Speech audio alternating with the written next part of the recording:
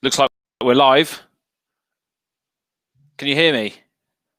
I can hear you, Aaron. Oh, okay, I thought you were great. going to go straight into the intro. Yeah, I thought I was as well. I just thought I'd check that everything's working. So, hello and welcome back to the Past Turn podcast for myself, Aaron Francis, and the no longer mysterious man, Tom Durrant.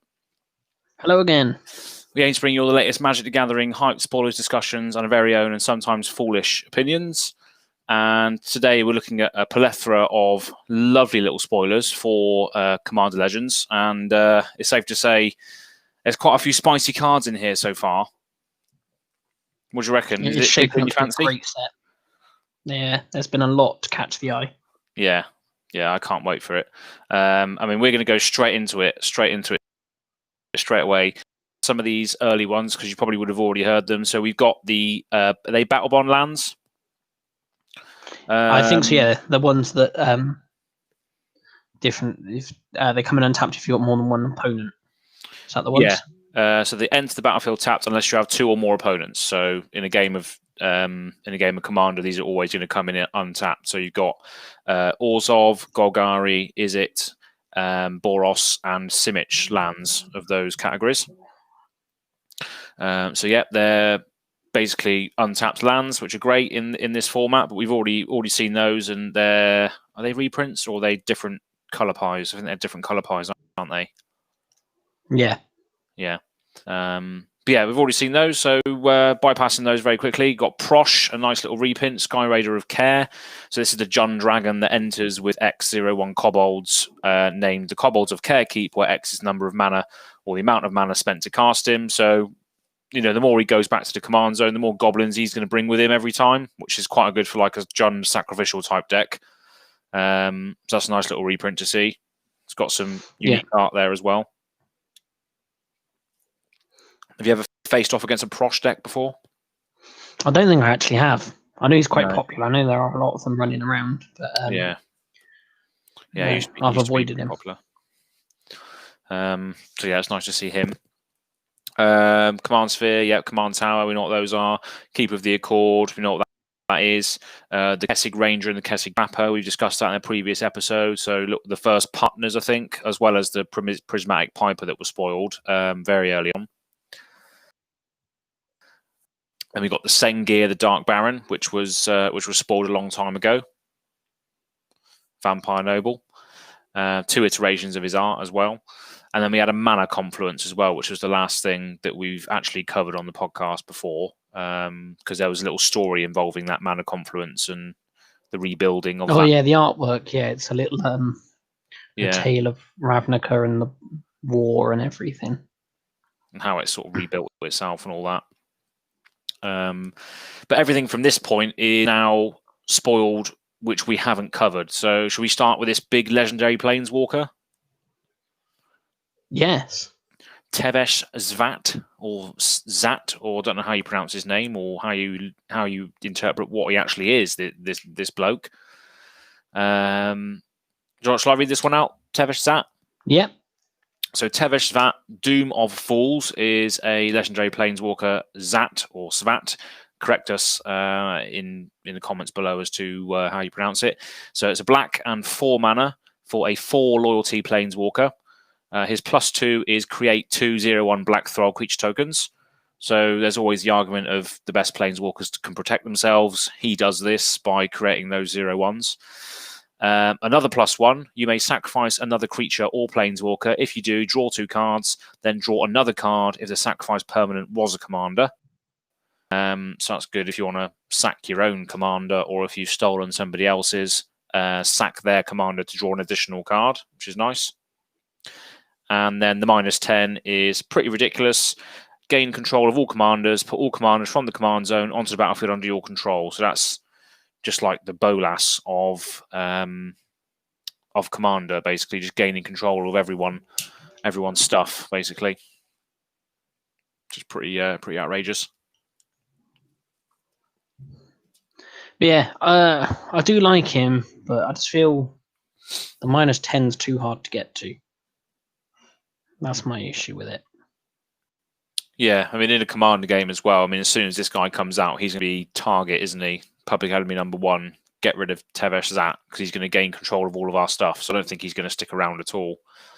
So it's going to be hard to, even if you had the doubling season or whatever it is that doubles the counters when something comes in, it's still not going to be within ultimate range, which is fair enough design as well, because that would have been horrible if you could have just easily -10 as soon as he came in. So I think that was designed with that in mind. Yeah, definitely. I do think that it's probably something they do keep in mind for all like commander planeswalkers is to make sure that sort of just with a doubling season they can't instantly ultimate and be sort of like I win the game instantly just because I've got a 1-card combo. Yeah, just make it a bit sort of OP if you can reach it straight away. I wonder if there is a way to do it. There probably isn't, is there? There probably isn't anything else that will double unless you had. I think there is. There's sort of a few things. Obviously, doubling season doubles the amount of counters on it, and then there's the deep glow. Is it deep glow skate? Which is the fish when it enters, you double the amount of counters on everything, and then also is it the chain veil that lets you activate planeswalker abilities twice in one turn? That's right. Yeah, there's a couple of those sort of things. If you had the chain veil and either one of doubling season or deep glow skate out, he'd come out as an 8 loyalty. You could tick him up +2, then tick him down -10 to have everything. Yeah, I mean there's a lot of setup, but if you can pull it off, fair enough. But if you see someone dropping a chain veil and all that sort of stuff, something is going to go down. You have to try and stop it as soon as possible. You're in trouble. Yeah. And also, I just thought with that, I think the way that would actually all pan out. So I think the -10 would go on the stack. Tevesh would die because he's now got no loyalty. Go back to the command zone. The -10 would resolve and pull him back again, wouldn't it? Gain control of all commanders. Put all commanders from the command zone onto the battlefield under your control. Well, I guess. So then, if you've already got your chain veil out, you'd get to just +2 and +2 again, or +2 and +1. Just do something else. Yeah, I don't know. I mean, that's an interesting question. Once he dies to his own ability, does he then bring himself back with that? Yeah, because that would happen regardless, wouldn't it? Not even just with our little scheme. Just no matter what, if you always -10 him and he's on 10, does he come back himself? Yeah, because I think the way it works, you have to pay the cost. It's like paying life. Like you pay the life and then it happens. Like exactly. So you pay the cost. He then dies and then he resolves. So I guess judges, I know you're out there. Let us know. That's a weird one. Never thought about that, to be honest. No, I hadn't thought of it till just until we were seeing if you could do it in one. But I do think that makes his -10 even better if you know that he will then be definitely sticking around after you've done it and comes back at 4 loyalty. And then I assume because it's a new iteration, you could always +2 regardless again. Yeah, I'm sure no matter what, it'd come in and then you could tick it back up again. I think that kind of makes sense of his abilities now, because then obviously he dies to his -10, he comes back, and then you can +1 sacrifice another person's commander to then draw 3 cards. So it would make sense in a way, but in order to get there, as you say, it's going to be a tough one. He's probably not going to stick around, but if you do, maybe that is how it works. But yeah, never thought about that until this point. So that's interesting. Do you reckon that's definitely one of the chase ones, isn't it? It's got to be one of the chase rares in the set. Tevesh Zat. Yeah, we think he's also a box topper. So yeah, but he's still available in draft boosters though. I think so. Yeah, I think he's a normal card as well. I wonder if there's a box topper for this that isn't available. I don't think there is. I think it's just 2 box toppers. It's Tevesh and Jeska. That's right then. No exclusivity to box topper only. So yeah, that's an interesting card. So I think we spent enough time on him. We all know he's ridiculous. So going up the list now, you got a couple of blue cards. I want to point out Brynlin the Moonkraken. It's funny because I was reading some Zendikar lore the other day, and Brynlin was in there because they met him or something, or met it at some point. I can't remember what story it was now, but they did meet Brinelin, and I was like, why is this not a legendary creature? It's got a name, and it's the Kraken of the Moon of Zendikar, basically. You can see all the floating hedrons around it. Yeah. So yeah, it's going to go straight in Sea Monster, Slim Voda, Thassa, God of the Sea, whatever commander I choose to have on the day. This could even be the commander. But yeah, I'll read this one out as well because I'm a Kraken fan. So blue, and 6 for Brinelin, the Moon Kraken, legendary creature. He's only uncommon as well. And he does have partner, which obviously opens another door, which is nice. When Brinelin, the Moon Kraken, enters the battlefield, or whenever you cast a spell of converted mana cost 6 or greater, hello Slim Voda, that deck is very heavy mana cost, you may return target non-land permanent to its owner's hand. So when I saw that, I was like, yeah, this is going to go straight in that Kraken's deck, because whenever I cast a big Kraken, I can then choose one of the Krakens that bounce all other non-Krakens or non-blue creatures to go back to my hand. So it just filters into that strategy so well. And I was just like, oh, yes, this is fantastic. And the partner option is there as well. If you do want to make it a commander, you can partner with some of these other outrageous options that we'll get to. But I just thought that was awesome flavour. I do just feel it's a bit expensive at 8 mana, Oh, personally. oh yeah. I think 8 mana, 6/8, it's got no evasion. No. In Commander, I just don't feel you're going to be... Like I say, you're going to need the other Krakens to back it up. I think, like I say, I think it's a fine addition to the deck. Oh, yeah. But yeah, for the Krakens we know and love in Zendikar, I feel Brinelin should be doing more. Yeah, I guess so. Yeah, obviously he's a named character as well. He doesn't feel any more powerful than an Inkwell Leviathan or a one of those other big Leviathans that don't have names. So yeah, I guess that's a fair point as well. But it would definitely go in the 99 of a sea creature deck, but probably wouldn't be the lead singer.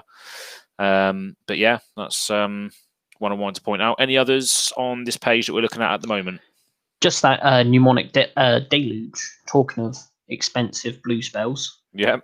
So that's 6 and 3 blue for exile target instant or sorcery card from a graveyard. Copy that card 3 times. You may cast the copies without paying their mana cost. Then exile Mnemonic Deluge. Yeah. Wow.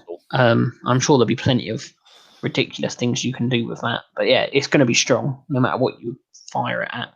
But yeah, there's going to be some stuff. Yeah, it's just ridiculous. Like any extra turn spells in the grave, yeah, I'll copy that 3 times. Thank you. Yeah. It's just ridiculous. I mean, I think this is the way. How much further can they take this? Like, oh, you can copy this, but then copy it 3 times. What's next? Copy it 4, copy it 5, copy it 6. How far can they push this copy it a certain amount of times mechanic before it just gets ridiculously good? Because they're already in 3. It does triple that damage instead with the Core 21 red card Emancipation, whatever it's called, Fiery Emancipation. Yeah. Now they're doing it. Yeah, it will just go up and up and up, won't it? Eventually, this deals 10 times damage. Yeah, and then before we know it, Commander will be now we start with 200 life each. It's just gonna get a bit silly. I think it is ridiculous. Yeah, it is a great card, but how much further can they push the copy this spell X amount of times? But yeah, we're definitely going to see some broken stuff of that. And if you're playing with Josh's custom commander, you can play this from exile because you exile it at the end. So yeah, that's a funny episode that was. Probably never see that in the end because it just took 2.5 hours to do. Scrolling up the page again, we got the box topper version of Tevesh Svat, and we've got a cool looking goblin card, Krark. Mr. Goblin Krark. with no thumbs. The goblin with no thumbs. Exactly. All fingers. So yeah, Krark the Thumbless, 1 and a red for legendary goblin wizard. When you cast an instant or sorcery spell, flip a coin. If you lose the flip, return that spell to its owner's hand. If you win the flip, copy that spell and you may choose new targets for the copy. And it's a 2/2 with partner. Obviously, I guess this is meant to be played with Krark's Thumb. Yeah. Which lets you flip 2 coins and choose 1 result. So you double your chances of getting that heads. And yeah, I don't know if there's any partners that reduced cost of spells. Because So with a downside like this, the fact that your spell could potentially do nothing, I feel like you want a bit more upside in there somewhere. Yeah, it's very random, isn't it? You're not losing the spell; you're just literally wasting the mana. Yeah, It yeah, just exactly. returns At least it doesn't go to graveyard or anything. It's Yeah. you if you're unlucky and just keep getting tails, you're just not doing anything. No. It's either making all your spells absolutely double value or no value, but that just fits well with his flavor text: double or nothing. So yeah, funny card. Obviously, you can partner it up with some stuff that we'll talk about later. There's loads of partners in the set, but yeah, I mean it's a very random card. But I guess they want to include some of these random cards in there and throwbacks to stuff like Krark's Thumb that I'm sure is played in some commander decks out there that all care about coin flips, and now we have another coin flip card. So they're hitting a lot of different markets with this. I think this Commander Legends. I was going to say one more thing on Krark. Yeah. Obviously, there's the silver card, Krark's Other Thumb, which I think cares about rolling dice. All right. Yeah. And I saw someone put out there about using Bludgeon Brawl. So that is an enchantment. Let me just get that up on the screen. So Bludgeon Brawl, enchantment. Each non-creature, non-equipment artifact is an equipment with equip X. An equipped creature gets +X/+O, where X is that artifact's converted mana cost. If you use Bludgeon Brawl while you've got Krark's thumbs out, you could re-equip them, and he could be Krark the fully thumbed again. Wow, ultimate power. It's like he's putting on the Infinity Gauntlet, but his own thumbs, basically. Yeah. I think they're only 1 mana each, so you only get +2/+0. But I think that alone, like building Krark, that should be worthy of a game win. I reckon so, yeah. Once he's assembled his hand again, and he's a 4/2 goblin for 2 mana, looking at potentially copy your spells, I think that would be a great win if you win with that. Krark, the now fingers. Or something stupid. But yeah, awesome artwork. You can see that he's just literally all fingers are in something there. I don't know what he's grasping onto. Is it rocks or something? I don't know what he's. Yeah. But yeah, he looks pretty cool. Is he on Mirrodin? To me, that looks a bit like sort of Mirrodin / well, it's New like Phyrexia. It's like maybe like one of the. So there's like 5 suns in Mirrodin, wasn't there? There's like 5 different suns. Yeah. Like there's a one sun for each behind color. it. Yeah. So yeah, it could be big blood sun there behind him, or maybe that's the blood moon. Who knows? Oh, of course. Yes, he is on Mirrodin because they are the Krark clan. So it's Krark Clag Ironworks and all that sort of stuff. Yeah. And they all follow Krark. So we finally have the leader. Yeah. Goblin Wizard, though, I'm not sure whether he would appear in Goblin decks, but it's definitely his own thing, isn't he? I'd say he's more of a wizard deck. Yeah. If you're going to go down any sort of tribe route, because wizards care more about spells and stuff, don't they? Yeah. As a spell slinger. So yeah, he's pretty cool. Speaking of big spells, you've got one directly above that, which is a ridiculous reprint. Vampiric. Is that the Yeah. Lovely. Yeah. That's very, very good reprint. It's the fact that it's an instant as well, which is just ridiculous. For 1 single mana, that's probably going to be one of the chases. 1 black mana for an instant. Search library for any card, shuffle your library, put that card on top of it, you lose 2 life. So obviously you don't play this on. Well, you could play it on your turn, but you want to play it on someone else's end step when you're just about to draw the card that you want. Yeah. But the fact it's an instant, if you do have a way do have another way to draw a card at instant speed, an answer out of your deck for 1 black mana, then draw the card and then respond to whatever's happening on the table. If you do have that set up, it's very, very ridiculous, that card. And also the fact it puts it to the top of the library, you could use it for other means. There's a lot of cards that care about sort of what's on top. You reveal what's on top, and it sometimes deals damage to like converted mana cost. You can have a lot of weird things like that. So I know it's not often used for silly things like that, but there are definitely other ways you could use that. By the fact it pushes up to the top. For example, everyone's favorite dinosaur, Atali. Oh yeah, definitely. You just throw, not Emrakul because she's banned, but Kozilek. You just throw Kozilek to the top of your library just before Atali's attack resolves. Oh, yeah. Free Kozilek comes down. Free Kozilek, and it's a cast as well because you may cast it without paying its mana cost. We always try and fit the Elder Dinosaur on there, and don't worry, Tom, the audience will see your victory at some point with Atali. An after hours game at Tabletop Republic, which will come at some point on the channel at some point. But yeah, we always want to try and squeeze our favourites in there. Atali is one of those. But yeah, ridiculous card, Vampiric Shooter. That is the first page. Is there anything else at all before I skip to page 2? I don't know. What is that top left? So that is a legendary creature, Fairy Knight. So this is Nimris, Una's. So this is one of Una's guard, the fairy wizard that came in the rogue precon deck, the Ranawon deck. So like most fairies, it's flash and flying. So you can flash in instant speed. It costs 1 blue, 1 black, and 3 others. It's a 1/6. Whenever you cast your first spell during each opponent's turn, look at the top 2 cards of your library, put one of those cards into your hand and the other into your graveyard. So it's good. That's quite good. Yeah, that is good. So it requires a lot of instant speed play during your opponent's turns, but it does allow you to filter a lot of your upcoming draws if you do want to play like that. Yeah, and the fact that it just goes to graveyard as well. Obviously, you build some sort of reanimation sort of stuff into the deck as well. And obviously, being in black, that's no problem at all. No. Yeah, you could almost be drawing like obviously there's a lot of decks where your graveyard is almost an extension of the hand.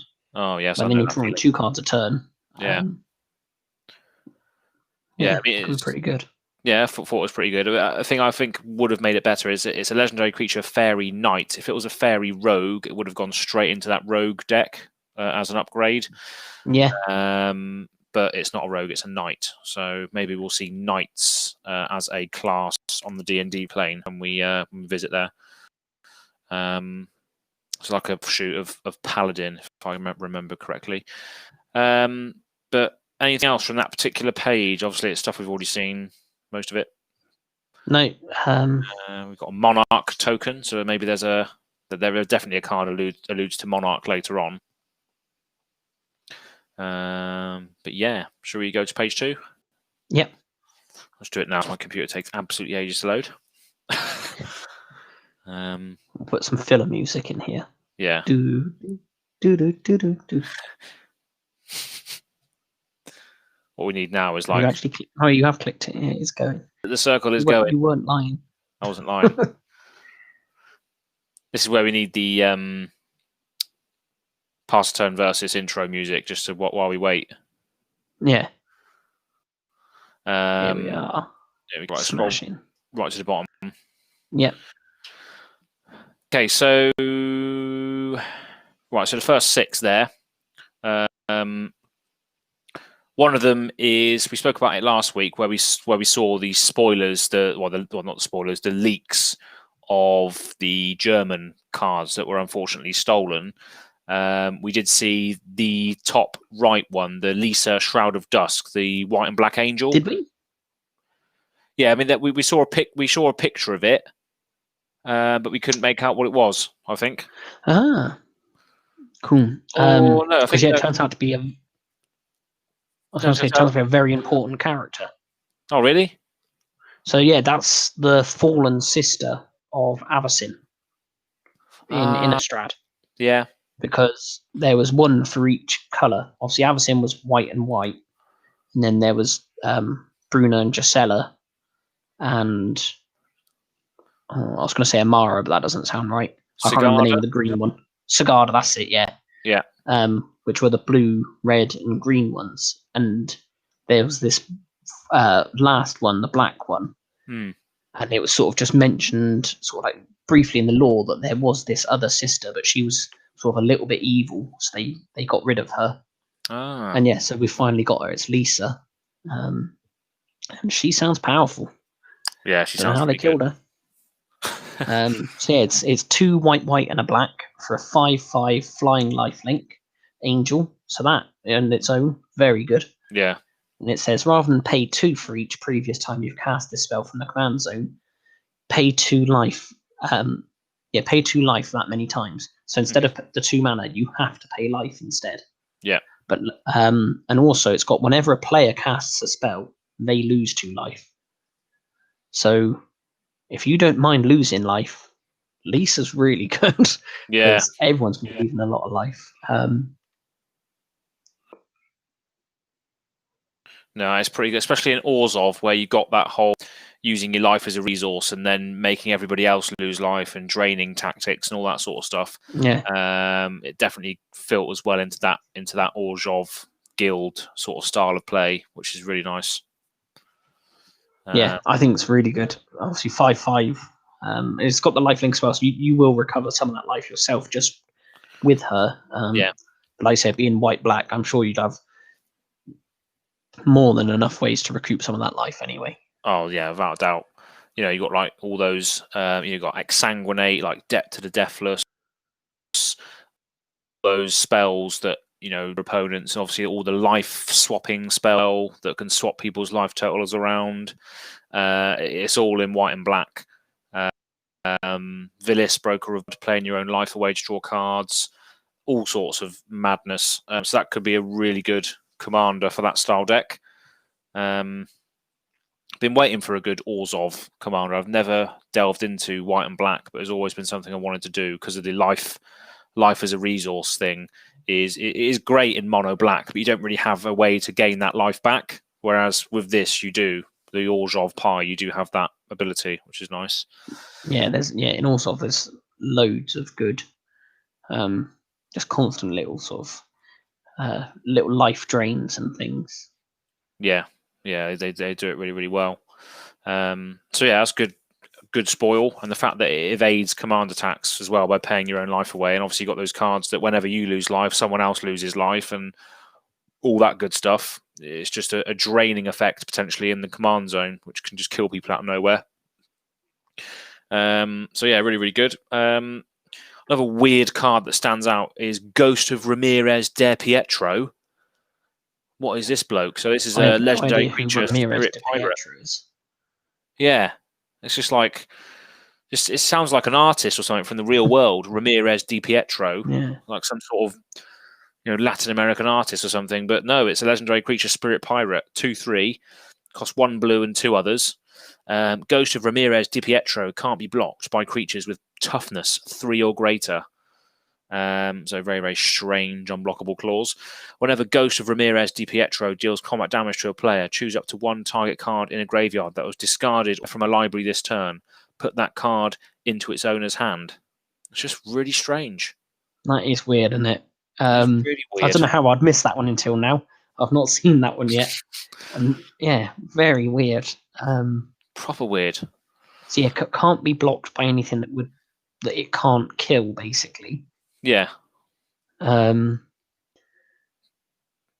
if you could give it first strike, that's always pretty handy, I guess. Yeah. But obviously the second bit is the bit that's weird. I'm just trying to think what you'd even do with that. Like you're discarding your own things to bring it back to your hand. Maybe like a madness deck in blue. I don't know if there is much madness. I know madness is black and red. I'm not sure if there's a huge amount of blue to play in there as well. Well, this is your opponent's though. Whenever it deals combat damage to a player, choose up to 1 target card in a graveyard that was discarded or put there from a library this turn. Put that card into its owner's hand. I guess it could work with yourself. Yeah, I think you can. Well, you can do it to your opponent, but I don't really see why. No, it's weird, isn't it? Unless they've done something like. But again, I don't know why they do it in your turn. Why would in my turn when I attack would someone try and mill away their Kozilek to reanimate it? Yeah. For me to get rid of it, they're going to do that on their own turn, where I can't then do anything about it. I feel this can only really work if you're trying to do it to yourself. Like I feel this is a thing where you're trying to discard your hand or a bit of self mill. Yeah. And then you can return those things. Yeah. Yeah, it's a very, very weird card. That's why I thought I'd point it out, because it's just Yeah. very strange. But it is a pirate, and we mentioned on the last episode because we saw a pirate card. There is quite a lot of pirates in this set, actually. Yeah, it does seem to be some sort of like sort of sub theme. Yeah, so a little bit of support. And thought I'd mention as well, this bottom left one, Seraphic Greatsword, is a mythic artifact in the set. Can you see that one? Yeah, so that's 1 and a white from equipment. Equipped creature gets +2/+2. And whenever equipped creature attacks the player of the most life total, or tied for the most life total, create a 4/4 white angel creature token that's flying, that's tapped and attacking that player. Yeah. Quick cost of 4. So a lot like the Geist of Saint Traft, I think it is, does the same thing. Yeah, that's the one. Yeah. But this time on a artifact, on the equipment rather than on the body, so it makes it a bit harder to get rid of. Yeah, that's a lot of the audience was, or the audience for the card, should I say, were comparing it to that Geist, because it does exactly the same thing. It's just there's a little hoop to jump through with regards to the player with the most life or time for the most life. Yeah. Which in white's a little bit annoying, because as we've seen in white, often you want to be the one with the most life. Yeah. So yeah, bit. Why that's mythic, I don't know why that's mythic. But maybe there's some sort of interaction that we're completely missing. So it is obviously very powerful. Yeah. But I'd also sort of agree with you. It doesn't feel incredible. No. But yeah, probably we're underestimating it. Maybe we are. Yeah. Looks cool though. Let's have a little scroll up then. So next 6. So yeah, there's definitely a card in this slot that I want to speak about. But we got a nice little reprint in Xenagos, God of Rebels. So that's a nice little card. Another in. Popular commander. Very, very popular commander. Yeah. It's just those gods are just pesky, aren't they? Indestructible gods are just horrible to deal with, because they don't become creatures until their clause is met, and then when they do become a creature, you can't just board wipe or destroy it. You have to exile it, which is just a pain in the ass, really. So yeah, it's just a pain in the ass. Do you know what card out of those 6 there was the one that's which is very, very good? I don't know. Are you looking at the Phyrexian Triniform? Which one? Oh, What's absolutely, got you excited? That one, yeah. So a 9 mana 9/9 golem, and when it dies, create 3/3/3 colorless golem artifact creature tokens. So yeah, it's pretty good. But what makes it really good is Encore, and it has a cost of 12, and that is, I believe, it's a new mechanic for this set, or is it not? Do you know? It rings a bell. I think it might have been in, maybe, was it in Battle Bond Encore? Anyway, I'll carry on. We'll have a look in a minute. Carry on, yeah. So Encore is exile this card from your graveyard. For each opponent, create a token copy that attacks that opponent this turn if able. They gain haste. Sacrifice them at the beginning of the next end step. Activate only as a sorcery. So when you do the Encore, you're hopefully going to get 3 of these. When they each die, which they have to die by the end of turn, unless they get exiled, they'll all create 3 more. So you're getting 9 3/3s on this for 12 mana. If you manage to Encore it. I completely misread that, because obviously you sacrifice them, don't you, at the end step? So they trigger again, and you get however many opponents you have. So 3 times 3, what was that? 9. You could get 9 of them if they all die. Well, you will get 9 of them. Probably died once. Yeah, I guess you might have thrown it in the graveyard just to Encore it. I don't know. But yeah, I've just had a quick look. Encore is new for this set. There's currently 6 cards with Encore on. Yeah, I was getting confused because there is a card in Battle Bond called Thrilling Encore, which is what I was getting confused of. But yeah, there is. This is the first time. Yeah, right. But yeah, that Phyrexian Triniform is also reminds me a lot of Wormcoil Engine. Obviously, when that dies, you get a 3/3 Death Touch and a 3/3 lifelink, don't you? Because it's a 6/6 Death Touch lifelink, the engine, Wormcoil Engine. So very similar to that. But what's also good about it is the Encore thing is basically like Do you remember the mechanic Myriad? Yes. It was on Blade of Selves, where when they attack with Blade of Selves, they create a token that's a copy of that creature attacking each other opponent. It reminds me of that Myriad. So yeah, that's pretty good. Just the only slight problem with it is it's all vanilla. I know it's big vanilla, but just a 9/9, you just chump block it and just never let it die. No, that's true. Yes, but I don't know. It'd be easy enough to make it, so they have to kill it. It'd be easy enough to sort of give it either trample or just lifelink. Just give it something that means they want to take it off the board, then let you encore it. Yeah. And then when they're all tokens, so I think like a decent token deck. The one that sort of sprang to mind for me was, the Nile Precon one the other day. Not of the other year. Was it the other day, yeah. Gired, Conclave Exile. Yeah, that's sort of thing I've sort of thought running this in. Probably there's better things than that again, just where you want sort of bigger tokens rather than millions of little ones. Yeah. I thought maybe this could fit in there quite nicely. And then if you've got a few spells, I can think that pump tokens up a bit. Yeah, that could be really good. Make it a bit more fun. Yeah. It's quite an underrated commander, that was, the Gired. See, I personally really like it, but yeah. I know he's not renownedly loved. Just a different take on the token strategy, wasn't it? Big tokens rather than little ones. So going up again here, we got Blade Griff Prototype, which is one I think we mentioned. I think we looked at a leak at last week. So this is a 5-cost artifact creature Griffin, 3/2 with flying. Whenever it deals combat damage to a player, destroy target non-land permanent of that player's choice that one of your opponents controls. So it's like a weird political game, isn't it, this one? Yeah. You a fan of that one? Yeah, I am. I think so. If there's one player out and out that's too good, you can form an alliance. If you're the player that's out and out too good, you just use it and you tell them lot, just I don't care, blow each other's stuff up. Yeah.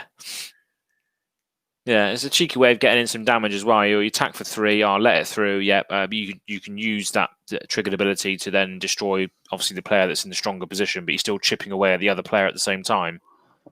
Yeah, it's a subtle thing in the politics of, oh look, we're just being helpful. Like, oh, this is only like upside for everyone, but really, you do this 2 or 3 turns. That's 9. Like, if you can do 9 damage to someone with it, it's being helpful. That is a good chunk of the starting life. That's 25% of your life gone. Yeah, 25% of your life gone. And obviously, if you're the last 2 standing, you got that edge on them because of the earlier deal that you had. It's it's all good fun. So that's a cool card. Rebek, Architect of Ascension, so a little uncommon commander, a unique one. 1 white and 3 others for a human artificer, 3/4. Artifacts you control have protection from each converted mana cost among artifacts you control. So that's interesting. Yeah, I think that sounds really good.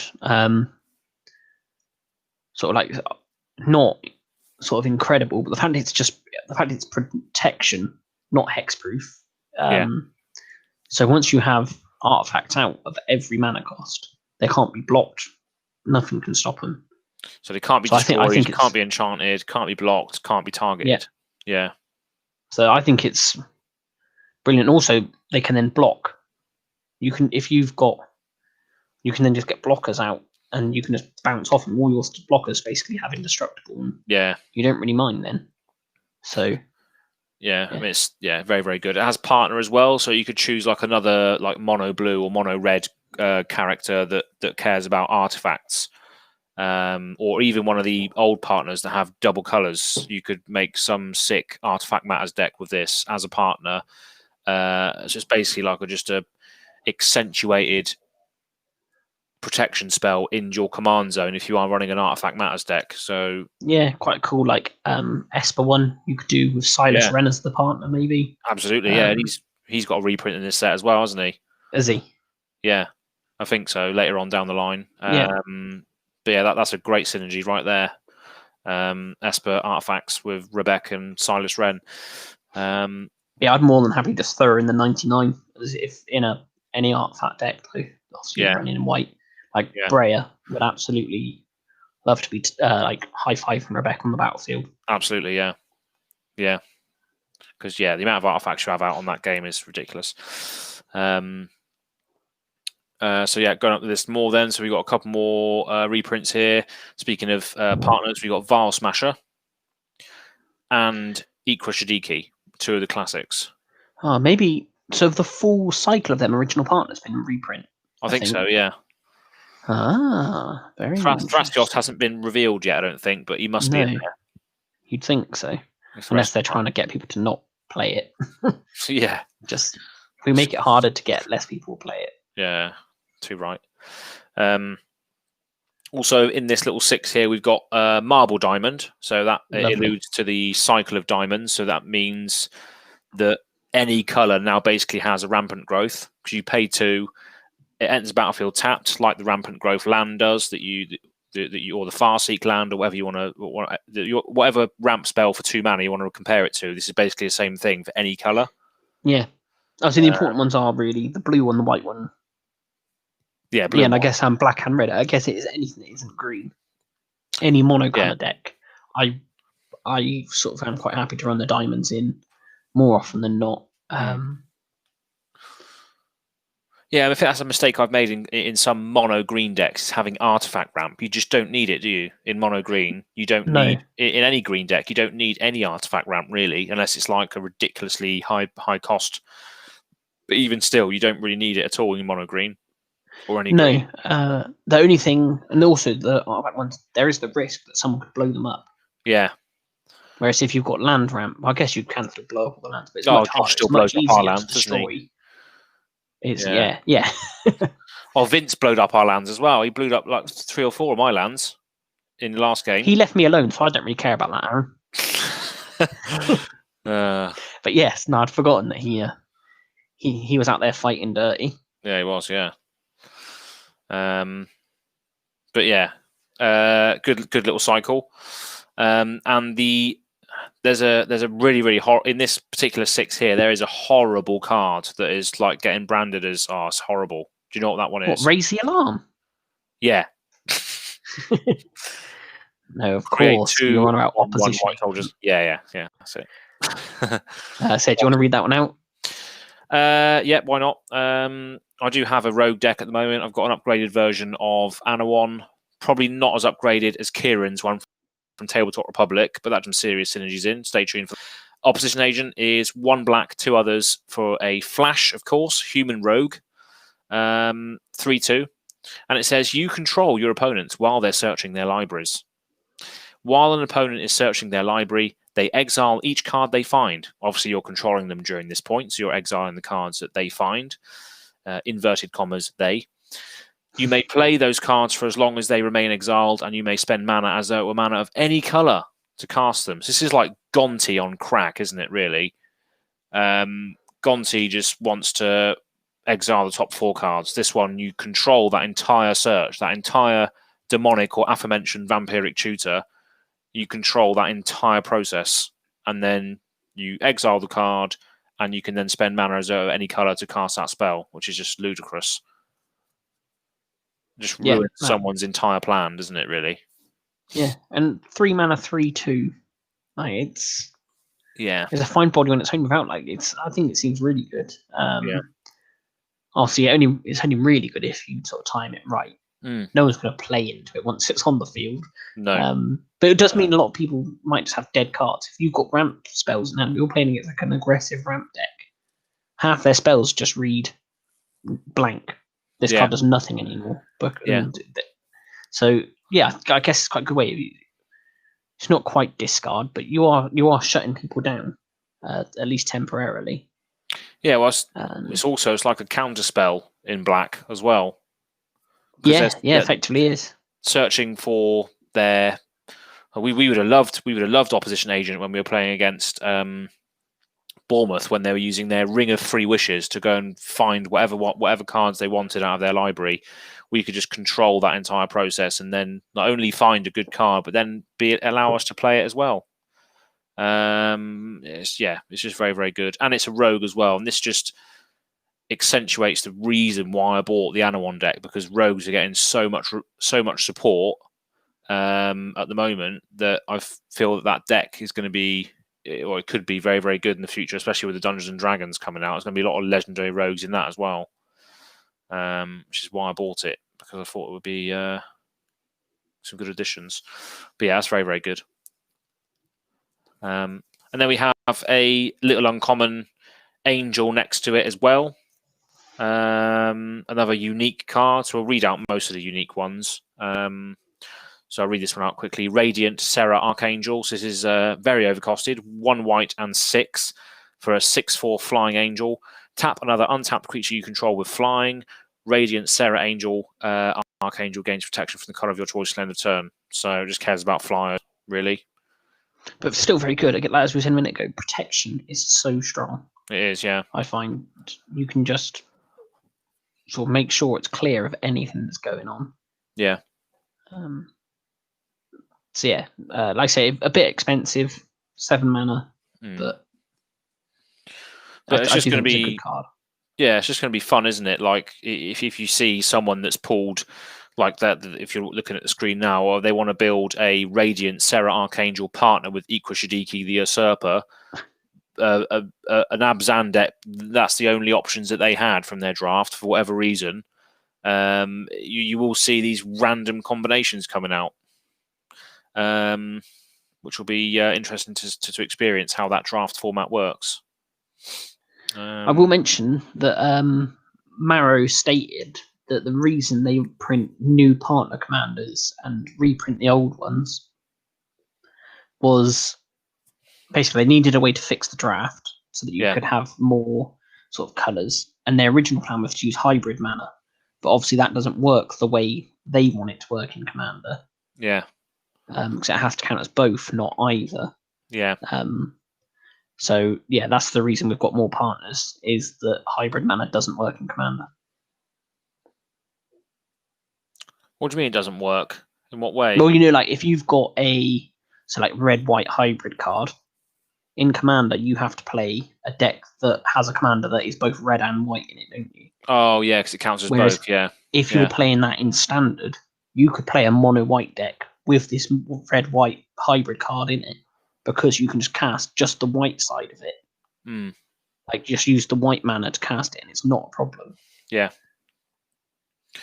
Yeah, that was. I watched a video on that a long time ago. I think it was Command Zone did like a Commander summit every year, and that's one of the questions: is should the hybrid mana be allowed to be experimented with regards to those hybrid, like if you had a red-white Boros card, could you use it in mono red? Because it was designed in a way where it is still very, very, very, very red in what it could do, sort of thing. Yeah. So it is an interesting argument, but yeah, that's probably why we don't see it much anymore. We'll probably won't ever see it again. I think people used to be quite sort of not a big argument, but it used to be sort of a bit of a talking one. I think it used to come up fairly often, but I haven't really heard anyone talk about it now for the past maybe like 2 years. Yeah. I'm not sure if maybe this fact that you've got so many cards, maybe everything that's printed in hybrid has been reprint much stronger in different ways. Yeah. So it's sort of like you wouldn't want to reach for these hybrid cards necessarily. I don't know. So I remember like when I built one of my first commander decks, I wanted to have, those, the Creekwood Liege and Ashenmoor Liege and all those lieges that hybrid mana cost. I wanted to have one of those in my decks, but I wasn't allowed because it was 2, but I thought it could still count as 1. Yeah. Well, those are the early days of Commander. Bloody hell. We digress very, very much so from Ikwashidiki and Radiant random draft deck. That won't happen. But yeah, I mean, I remember you actually said, digressing even more, that on the very, very first podcast we ever did, speaking about should Commander be tied to the standard format, you actually said, I said, do you reckon Partner will come back again? You was like, nah, it's never going to come back. No. Do you remember that? Yeah, I do. I was very wrong, wasn't I? That's funny. Yeah. Nah, it's never going to come back. No, I didn't think it would. I thought they'd found the fix in Partner with. I thought that was perfect. I thought that was all they do. But it makes perfect sense now. At the time, I would have never thought of making a Commander draft set. But this partner is the perfect fix for Commander draft. So it does make sense, but I'm still surprised. But I guess, again, Wizards don't care how many millions of combinations this makes, and they don't really care if it gets broken. That's for the players to decide. Yeah, exactly. But yeah, we're just getting some good cards. That's all that matters, really. So, scrolling up to the next load here. Obviously, we've got a Charcoal Diamond. So, obviously, part of that structure. We've got Acidic Slime being reprinted. So, that's just good to have in there as a removal slot for artifacts, enchantments, or lands. We've got a cool legendary creature called Keskit the Flesh Sculptor. And this is a legendary creature, Human Artificer, definitely from Phyrexia. He looks it. Absolutely. Again, there's a lot of Phyrexian cards here. It's definitely pointing towards that we're going to go back there, I'm sure. It's scary how many there are. That would be a dream come true for us, wouldn't it? Oh, not for me. Oh, scary. In fact. Yeah, well, I guess, yeah. No. Skifrix gets new friends. Absolutely. So, yeah, Keskit. It's quite cool. Uncommon commander. Does have partner as well. So you can tap it and sacrifice 3 other artifacts and/or creatures. So that's good variability in what you can do there. Sacrifices, artifacts, or creatures. Look at the top 3 cards of your library. Put 2 of them into your hand and the other into your graveyard. So that's very good. There's another card, the blue one earlier, that said put 1 into your something or other. But I do. Yeah, wasn't it the blue-black fairy one? That's the one, yeah, blue-black fairy one. The one that's I'm a massive advocate for looking at because one of my favourite cards is that Lich, Underrealm Lich. Instead of drawing a card, look at top 3, put 1 into your hand, rest into your grave. It's just extra card advantage is nice, and it's nice to have that on a commander. You partner this with something that likes a lot of tokens, a lot of creatures. You can get some good card advantage out of it, and it's a 1/3. I didn't think I mentioned that. Yeah, I do feel sacrificing 3 other things, though, that seems really high to me. Yeah. I think you're going to have to go quite dedicated onto a some sort of token plan or something. I just feel like trying to get rid of 3 things, more often than not, I feel like if I'm taking away 3 things, I'm losing a lot of my board. Yeah. And I feel to only draw some cards, I'm not sure if the upside's quite there for me. No, yeah, it's very hard. And it is only uncommon. It's not. It's meant to just be playable. No, exactly. Yeah. However, there is a card next to Keskit. He actually appears in a flavor text. Those that fall short of perfection can still contribute to the great work of, obviously, Phyrexia. So what card is that? So that's Profane Transfusion. So 6 black for a sorcery. 2 target players exchange life totals. You create an XX colorless horror artifact creature token where X is the difference between those 2 players' life totals. Awesome. Yeah. So that alludes earlier to what we were saying about the Orzhov and life swapping and all that sort of stuff. That is a massive spell for that strategy. Yeah, I guess there is that. I personally don't actually like this. Do you not? No. 9 mana, and all you're doing is exchanging 2 life totals. So if someone's nearly dead, you're just going to make someone else nearly dead. Both of them were nearly dead. Doesn't really matter. Yeah.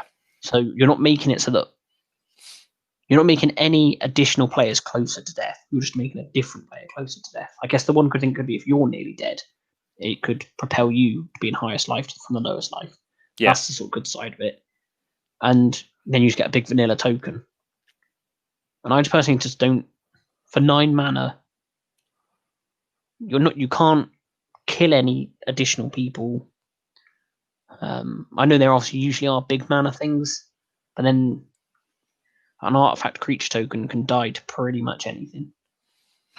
Yeah, I mean it's not as overpowered as the mnemonic copy spell 3 times card. It's definitely not within the same power level as that, and it's the same mana cost. It's the same mythic rarity. It can still win you a game potentially. I mean, if you're playing it in, one of my old decks, the Vilis Broker of Blood deck, where you want to take your own life away to ridiculous ridiculously low levels of life, and then you use like your repay in kind, which basically makes everybody's life total the same as yours. So all the life that you've lost is then a weapon against your opponents. If you're playing that strategy where you want to go as low as you can and then make everybody else go as low as you can, it could work quite well. But by the time you get to 9 mana, if you've drained yourself to like 5 life or something, the other players are probably going to be on like 15, 20 life at that point. By the time you're casting it for 9 mana, surely they're going to be on low anyway. The one good thing I do see is if there is a crazy life gain deck, it's just a way that you can shut them down. That's true. Yeah, it counters that, doesn't it? But then I don't know. You have to then be playing against one specific deck. Yeah. But you said about mnemonic, whatever it's called. Mnemonic something. Or if you copy this 3 times, so you switch life, create a token, switch life, create a token, switch life again, create a token. Yeah. So you get 3 big tokens. And I don't know, is there a way of doing that? This is Magical Fairyland though, so it doesn't matter too much. But would you be able to so say you're on 2 life, Josh is on 80 life, and Troy is on, let's just say he's on a normal amount, say 10 life. Is there a way for to make all 3 of you 2 life and me on 80? Is there a way to do the swaps the right way around? If you can copy it 3 times. So swap mine and so I'd swap mine and Josh's, so I've got the 80 life. And then I'd swap yours with because again I can only make one of you down to 2 again. No, that's it, yeah. But anyway, it's just rubbish. I'm not having this. Yes. Yeah. I guarantee Josh will kill me with this. Oh yeah. Easily. Probably. And I'll cry. Yeah, I mean it's more of a it's more of a finisher. It's not really you need it to be one-on-one though as well, rather than because two target players exchanging life totals. Yeah, it's not going to be. I think we spent enough time on this card, to be honest. Yeah. Let's move on. Drop a comment in the section below if you think it's going to be any good with something else that we've just completely and utterly not thought of. Again, my thoughts are, pay your own life away, then use this to bring yourself back up again, and potentially swing over the top for the win with the mono black demon deck. That's what I would use it for, but I'm no good at Magic. A couple of cards here that we've seen before. Obviously, got chart. Well, no, I haven't scrolled up enough, have I? No. So we've got Prothetic Prism, Supreme Will, another card we've seen before. Mask of Memory, card that we've seen before. 3 Visits, which is a lovely little reprint. Again, that was in the spoiled ones we spoke about. Yep, so you rightly said, obviously, the art is going to allude to Eldraine, and it's got a couple of fairies on there. So definitely looks like that's alluded to Eldraine. And that's originally printed in the Portal 3 Kingdoms set, which I gave a nice little description on the previous one. And then we have the card that I want to build, and the card that I made a video on recently. So you can check that out on YouTube, the last video that was released, Blim Comedic Genius. So this is a legendary creature imp. I now have the English version. On that video, I actually just flashed up the Japanese version because I couldn't find the other one. But we all know what it does. Luckily, it was one of those ones that was leaked a while ago, and the leak was correct the entire time. We actually spoke about this briefly as well on the last one, didn't we? Yes, yep. So give them a full readout again quickly. Yeah, definitely. Yeah. So if you want to look at any sort of cards that synergize with this, go and have a look at the previous video. But yeah, 2 generic black red for a legendary creature imp. I thought it might have been a devil, but it is an imp. So it's a 4/3 with flying. And whenever Blim Comedic Genius deals combat damage to a player, that player gains control of target permanent you control. Then each player loses life and discards cards equal to the number of permanents they control but don't own. So the second line of text not going to really affect you because you're not going to be controlling any permanents that you don't own. Not likely anyway. Yeah. So you're going to want to give all sorts of different horrible things to your opponents, and I went through a massive list of them on the previous video. But yeah, it's going to be quite a fun commander, and it's just a funny way of just killing people outright. When they don't even see it coming. But well, they would, but there's nothing they could do about it. Like Demonic Pact, for instance, was one of the cards I thought was just funny. You wouldn't play it in any other game apart from when you're running Blim as your commander. So basically, it's comes into play as an enchantment. I think it's 2 black and 2 others from memory for an enchantment. And there's 4 things on there. You have to choose one each time it comes back round to your upkeep. You have to choose one. One of them is deal 4 damage, gain 4 life. Target player discards 2 cards, draw 2 cards, and then you lose the game. So it's great because the first three times it goes round, you want to get the upsides of the pact, but then you want to hit someone with Blim on the 3rd time and give it to someone whose turn it is next, and they'll just lose for having the enchantment because they have to choose. They lose the game. They can't choose the other ones. And there's loads of other fun cards on there as well, like where you have to skip your draw step, and when you other cards that turn you into a lich, basically, which means that you don't lose life. And if you were to lose life instead, you exile that many cards, and then when you can't exile any more permanents, you lose the game. And yeah, just horrible stuff, really. Can't wait to build that. Absolute comedic genius. Yeah, I think it sounds good. I sort of had this idea for a deck before, Yeah, like a Grixis build. But the main problem I did have was it was hard to get a good, repeatable way of getting your sort of harmful things onto other people. yeah, And that was sort of like the biggest drawback for me was that I was continually stuck with too many of these things that were just hurting me, and yeah, I couldn't get rid of them quick enough. Whereas I do feel like if you can get Blim, sort of get him. I think you will have to make sure he has hexproof, make sure that he's unblockable yeah. to be safe, sort of thing. Yeah. But what I Because also love about it. Yeah, sorry, carry on. I was saying your little scenario there with Demonic Pact, you use the 3 good things, you go to attack me with Blim to give it to me, and I'm just like, all right, blow up Blim, and you're like, oh, okay, I'm now stuck with the 4th pact. So I feel you're going to need also in there some way of just destroying those like the bad things once they sort of turn bad against you. If you can't get rid of them, Yeah, I feel you need just a way of getting rid of them. Just a good way of just destroying things. Sacrifice. I'm not sure how much there is. Just like sacrifice any permanent to give you an advantage. Did we see something earlier based on that, where you could sacrifice an artifact? Yeah, you can sacrifice artifacts and creatures with the Keskit Flesh Sculptor. Yeah, That's what we're looking at, isn't it? Yeah, there are some. Like all my pet demons are basically in the ideas for the deck, like horrible demons that do stuff to you on your turn and all that sort of thing. Like Lord of the Pit, Liege of the Pit. Obviously, if you control it at the start of your turn, you have to sack a creature. If you can't do that, it does 7 damage to you and all sorts of stuff. Yeah, it's just gonna be a funny deck. But yeah, another great thing I was going to say is that it's Rakdos, and if you die by your own means, like if you die from a demonic pact that you made for yourself as a laugh to try and get someone else to lose, that's just a great way to die. Die to your own. That's what you wanted. That's what you wanted, yeah. You wanted to make a demonic pact with a demon to then try and force that demon upon somebody else. But if the demon ends up coming and eating you alive, then that's what you paid for, really. That's what the deck's all about. You die to your own cards. If not, you make other people lose with them.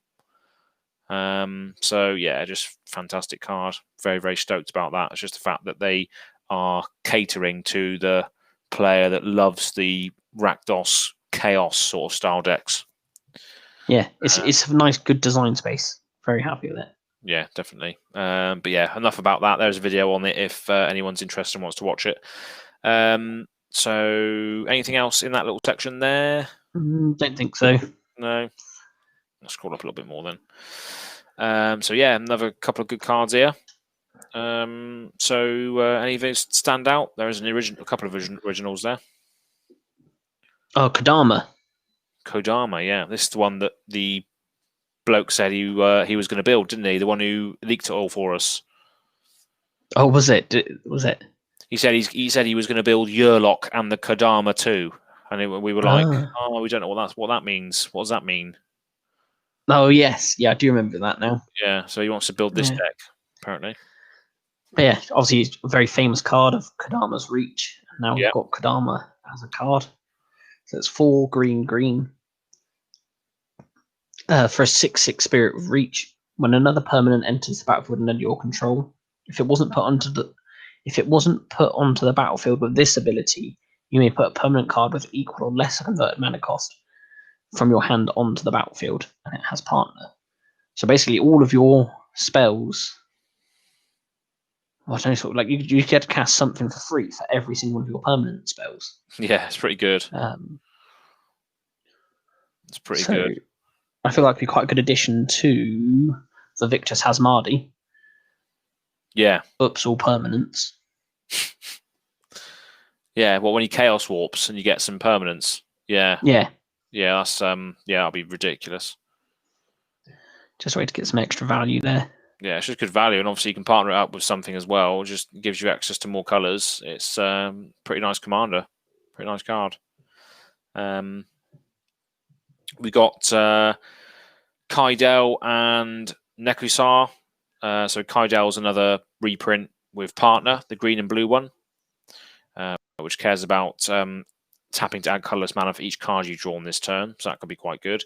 Nekusar is the famous Grixis commander that deals damage whenever people draw cards. So yeah, sort of related there about drawing cards. Yeah, that's probably why they were spawned at the same time, so both cards were related. And another card potentially for Blim, Demonic Law. So 1 black, 2 others, enchantment. When it enters, draw 3 cards. At the beginning of your end step, you lose 2 life for each card in your hand. That's fun.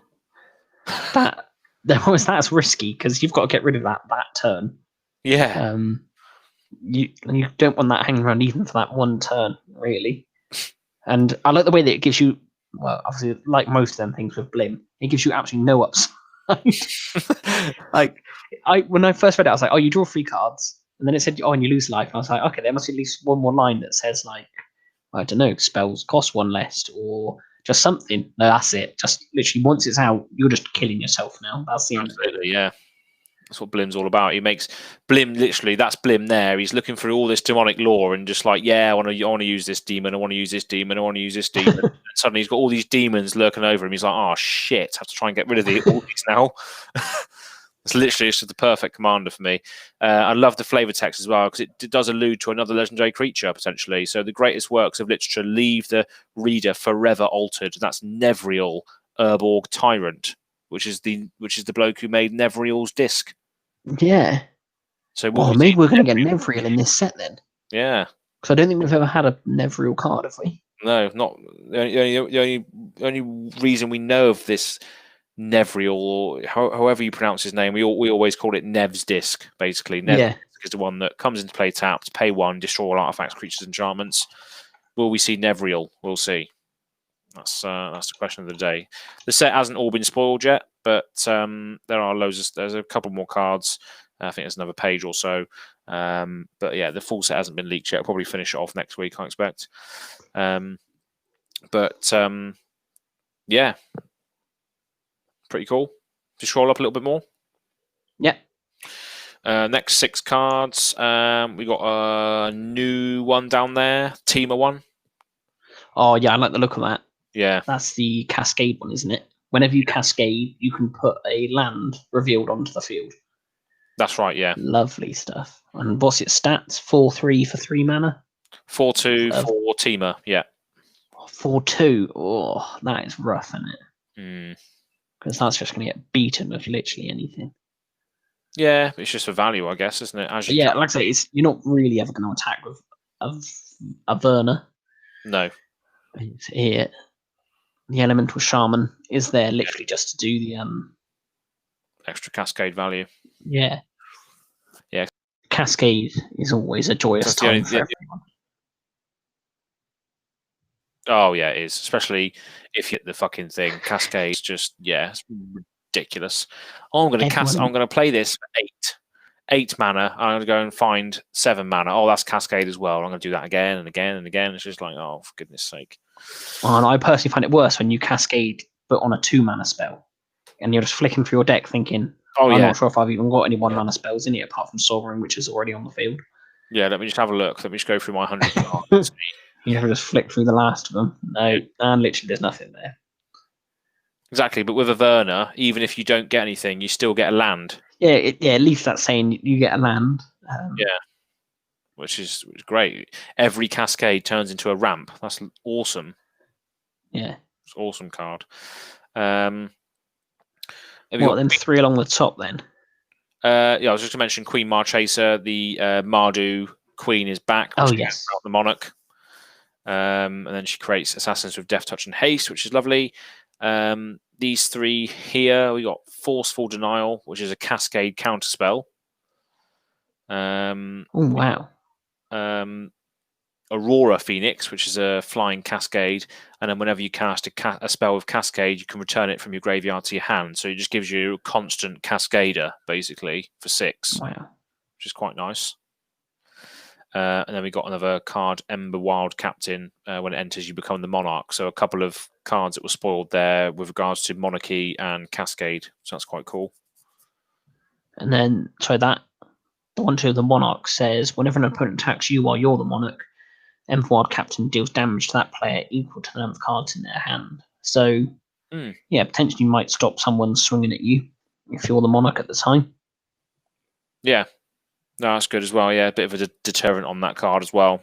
If you do care about the monarchy and all that sort of stuff. I mean, being a monarch is awesome because you get an extra card each turn. So it's not to be squandered at. Taking that monarch away from whoever's got it is always a good thing. And I do like it as a mechanic, and I'm glad to see that they're expanding on it a bit more again. Yeah. Probably won't want to play every single Commander game with it as like a universal rule or anything, but I do like it when it pops up. Yeah, it is quite a nice mechanic. So it's good to see it's becoming more and more prevalent. So yeah, a couple of cards alluding to Monarchy and Cascade. So going further up the list here, we have the aforementioned Silas Wren Seeker Adept reprint, which could go with the Artifacts Lady Becca, was it? Rebecca or something? Yeah, Rebecca. So that could be quite cool. And we've got the Maelstrom Wanderer, again, creatures you control of haste, Cascade, again in Teamer colours as well. So that would go straight in the Teamer commander we just looked at. Yeah. So that's quite cool. Got a Relic Tower reprint. What was you going to say? Lovely bit of art. Well, just lovely bit of Cascade. That's all. Oh yeah, there's loads of it in there. It's awesome. And then we got the Discount Atali, which you like, don't you? Yeah. So yeah, also, so this is Breaches, Brazen Plunderer, who featured in the story of Ixalan but never got a card. So glad to see you finally got one. So 4-mana 3/3 Goblin Pirate with Menace. And whenever one or more pirates you control deal damage to your opponents, exile the top card of each of those opponents' libraries. You may play those cards this turn, and you may spend mana as though it were mana of any color to cast those spells. So like I said, like you said, discount Kali is what I call it. Yeah. I think I refer to it a bit more rudely than that. Cheap rip-off bitch Atali. Rip-off Atali, yeah. But basically, I think Breaches saw what Atali did and thought, I like the style of that, I'll give it a go. Obviously not quite as good. This isn't an Elder Dinosaur doing it. This is just a small Goblin Pirate. But makes a good attempt nonetheless. Yeah, well, he's from Ixalan, isn't he? So he probably saw the Primal Storm and thought, yeah, I'm going to try and give it a go on my pirate ship, but doesn't really do the same sort of thing. Although a Brazen Plunderer is harder to block than an Elder Dinosaur. It does have Menace. It does have Menace. So it is harder to block for some reason. But yeah, that's what Atali again popping up here, just showing his face, his raging face. You want to be giving him unblockable or something that makes him harder to deal with in combat because you want to make him survive whenever he attacks, basically. But what's good about Breaches is that he doesn't have to do anything. It says whenever one or more pirates you control deals damage to your opponents. Yeah, you could throw in some other pirates you don't really care about or something. You yeah. So you could pretend it's a more expendable version, I guess. It's cheaper as well, but yeah, nothing's going to touch the boy, I don't No. think. And then also, this one does have to deal damage as well, doesn't it? So Yeah. they do have to get through as well eventually. Yeah. So yeah, it's the amount of mana that you potentially get from one Atali swing doesn't even need to connect is just ludicrous. If you exile 3 cards from your opponents, they're all, it includes yourself as well. It's just ridiculous. You'll spend time on Atali all the time, I guess. But I do think Breaches would be great in Limited. I think in the draft, yeah, I'll be slamming that Breaches. Yeah, definitely. Yeah, you could do some work in that sort of environment, that's for sure. Then we've got a couple of pirates either side of it as well. Coastline Marauders, which is a pirate with trample, but whenever it attacks, it gets +1/+0 until end of turn for each land defending player controls. It's a 0/3, but obviously it gets pumped depending on the lands. It does have Encore as well, the aforementioned mechanic, the new one. And then we got the Brazen Freebooter, another pirate. When it enters, you get a treasure token. So that's sort of like mono red ramp for 4 mana though, but comes with a body. So yeah, a couple of cool cards there. Just scrolling up. So this is the last of this particular page before we go on to the last page. And the only more pirates in blue. So this could actually be Breaches as well as Malcolm could also be quite good partner commanders because you could have red and blue pirates basically. Yeah. So I'll read this Malcolm out. So he's blue and 2 for a legendary creature, Siren Pirate. So he's a stalky pirate with wings. 2/2 flying. Whenever one or more pirates you control deals damage to your opponents, you create a treasure token for each opponent dealt damage. So yeah, very, very much Malcolm and Breaches do care about pirates dealing damage. Yeah, obviously, yeah, similar way of getting the. Really, that one doesn't say combat damage, like you noted there. It's if you can somehow get pirates to deal their damage outside of combat somehow, like there's a pirate pinger or something. Yeah, I mean, I read the card as if I thought it was combat damage, but then I had to correct myself. It is just damage. So yeah, you could try and get around that, like giving it a Form Bite Staff or however you want to get around it, giving it a pinger ability, or if there's other cards out there that might do it, then let us know. But yeah, the pirates thing is obviously prevalent in this set, which is interesting. So a lot of options for Admiral Beckett Brass or Breaches and Malcolm partner commanders in the future, potentially. All good. So let me just click on the next page because my computer takes ages. I don't know why this is. Probably because girlfriend's watching tennis downstairs. That much quicker. We've had a few more as well in the meantime. So let me just go down on. So we've got a couple of simplified Chinese cards here. Far Haven Elf, we know what that does. Basic land. We've got Imperious Perfect and what's that one called? Oh, it's there right in front of me. Immaculate Magistrate. I was looking at the Chinese. Immaculate Magistrate. So stuff to do with elves, these ones here. Yes. I think this is new though. Numa Joraga Chieftain. Let me see if I can see what this does. This is a legendary, isn't it? I think. Don't know why I've clicked it though, because it just takes so long. No, here we go. Numa Joraga Chieftain. I'll read this one out because this is a new one. So this is green and 2 for a legendary creature. I think it's an elf. It's got pointy ears, so I'm assuming so. At the beginning of combat on your turn, you may pay X. When you do, distribute X +1/+1 counters among a number of target elves you control. I don't know what that XX is. You may pay XX when you do distribute X counters.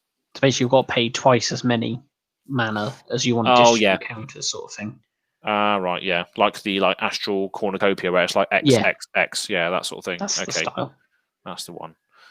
So yeah, cares about green elf decks, elf ball decks, and distribute a number of counters among elves. Quite good, I guess. So nice, a couple of good elf prints there. Both of those featured in Azuri mono green elf ball deck when we played Bournemouth. Both of those are in there. And then you've got a card here that you want for Atali. Port Razor. Oh yeah. I've already forgotten what it does, to be honest. Remind me. So yeah, I'll read it out for you. So this is a Orc Pirate. Again, another pirate. Red, and 3 for a 4/4. Whenever Port Razor deals combat damage to a player, so again, another pirate that cares about dealing damage to a player, untap each creature you control, and after this combat phase, there is additional combat phase. Port Razor can't attack a player that's already attacked this turn. So Fantastic. yeah, it's pretty good, but it does need to deal damage. It's the only thing. Make them unblockable. That's fine. Rogue's Give him Passage. a Whisper Silk Cloak. Yeah, Rogue's Passage. Yeah. He's having a easy. good time. He's loving it. Absolutely loving it. Love the artwork on that as well. So it's just an absolute massive orc pirate, like hanging off the sail, like charging to battle. Looks pretty good. But yeah, we've pretty much seen all these ones before, so we'll move up a little bit. We got a funny card here. Gore Moldrak, Amphinologist. So yes, that's 1 green and a blue for a human scout, 3/2. You and permanents you control have protection from salamanders. Finally, you can get around all those pesky salamander decks. Oh yes, loads At of the them. beginning of your end step, each player who controls the fewest creatures creates a 4/3 blue salamander warrior creature token. What? That's broken. Absolutely broken. Just bizarre. It's really bizarre. I don't understand this as well. At the beginning of your end step, each player who controls the fewest creatures. So how does that work? Each player who controls the fewest. Yeah, so I think that's just their way of wording it, that if there's 2 people tied for the fewest number of Oh yeah. creatures, they both get to make one. Okay, I guess so. Yeah. So I'm not sure if this deck wants to be playing no creatures, so you get all the salamanders, or not care and give salamanders away because you have protection. But then they just kill Gore Moldrak and kill you with an army of salamanders. Yeah, this is what I don't really understand what it's trying to do here. It's just a very strange deck, but I'd love to see it out in the wild, like kicking ass with salamanders. Yeah. It would just be funny to play. Speaking of which, this is the first time I've seen it actually. Amphin Mutineer is the blue card above it, and it's a salamander pirate. Amphin Mutineer, blue and 3 for a salamander pirate, 3/3. When it enters, exile up to 1 target non-salamander creature. That creature's controller creates a 4/3 blue salamander warrior, and it also has Encore. That actually seems pretty good. Yeah.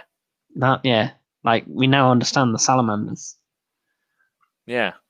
So I think before this, there'd only been 2 salamanders print, or like this like humanoid salamander thing, and they're both from like a core set, like core 15 or something.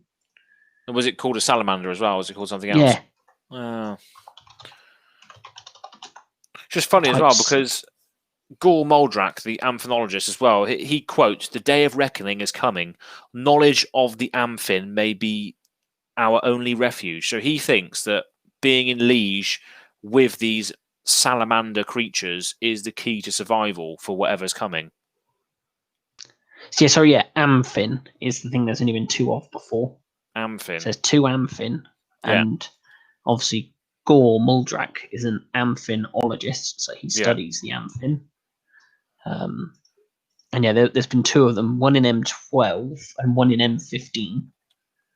So they one were of them was just a building vanilla up to it. Oh!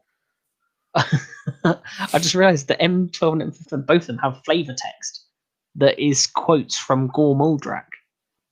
Really? Yeah, so one is just a vanilla 2/4, and it says, "The Amphin have long built their society in secret.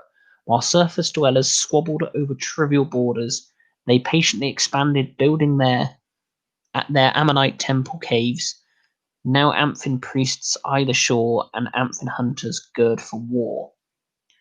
This could be like a cool set. I don't know, this could even be Kaldheim or something, I don't know. Is this like a big alluding to like a big set somewhere? I don't know. I hope so. I said in the Sea Creatures episode that I want a world that has this whole sort of underwater thing, and salamanders look like they have been expanding their horizons for decades. It seems, according to the amphinologist. So these sound like strong, decent merfolk in my eyes. Yeah, they feel like literally janked up merfolks with giant swords made of coral. I've just read the other flavor text, and it says, "There are those who believe in the existence. No, there are those who do not believe in the existence of the Amphin. This seems somehow to be their own design." Mm. So they're a very mysterious creature. It's like the Atlantis of Magic, isn't it? It's like the sunken city of Amphin.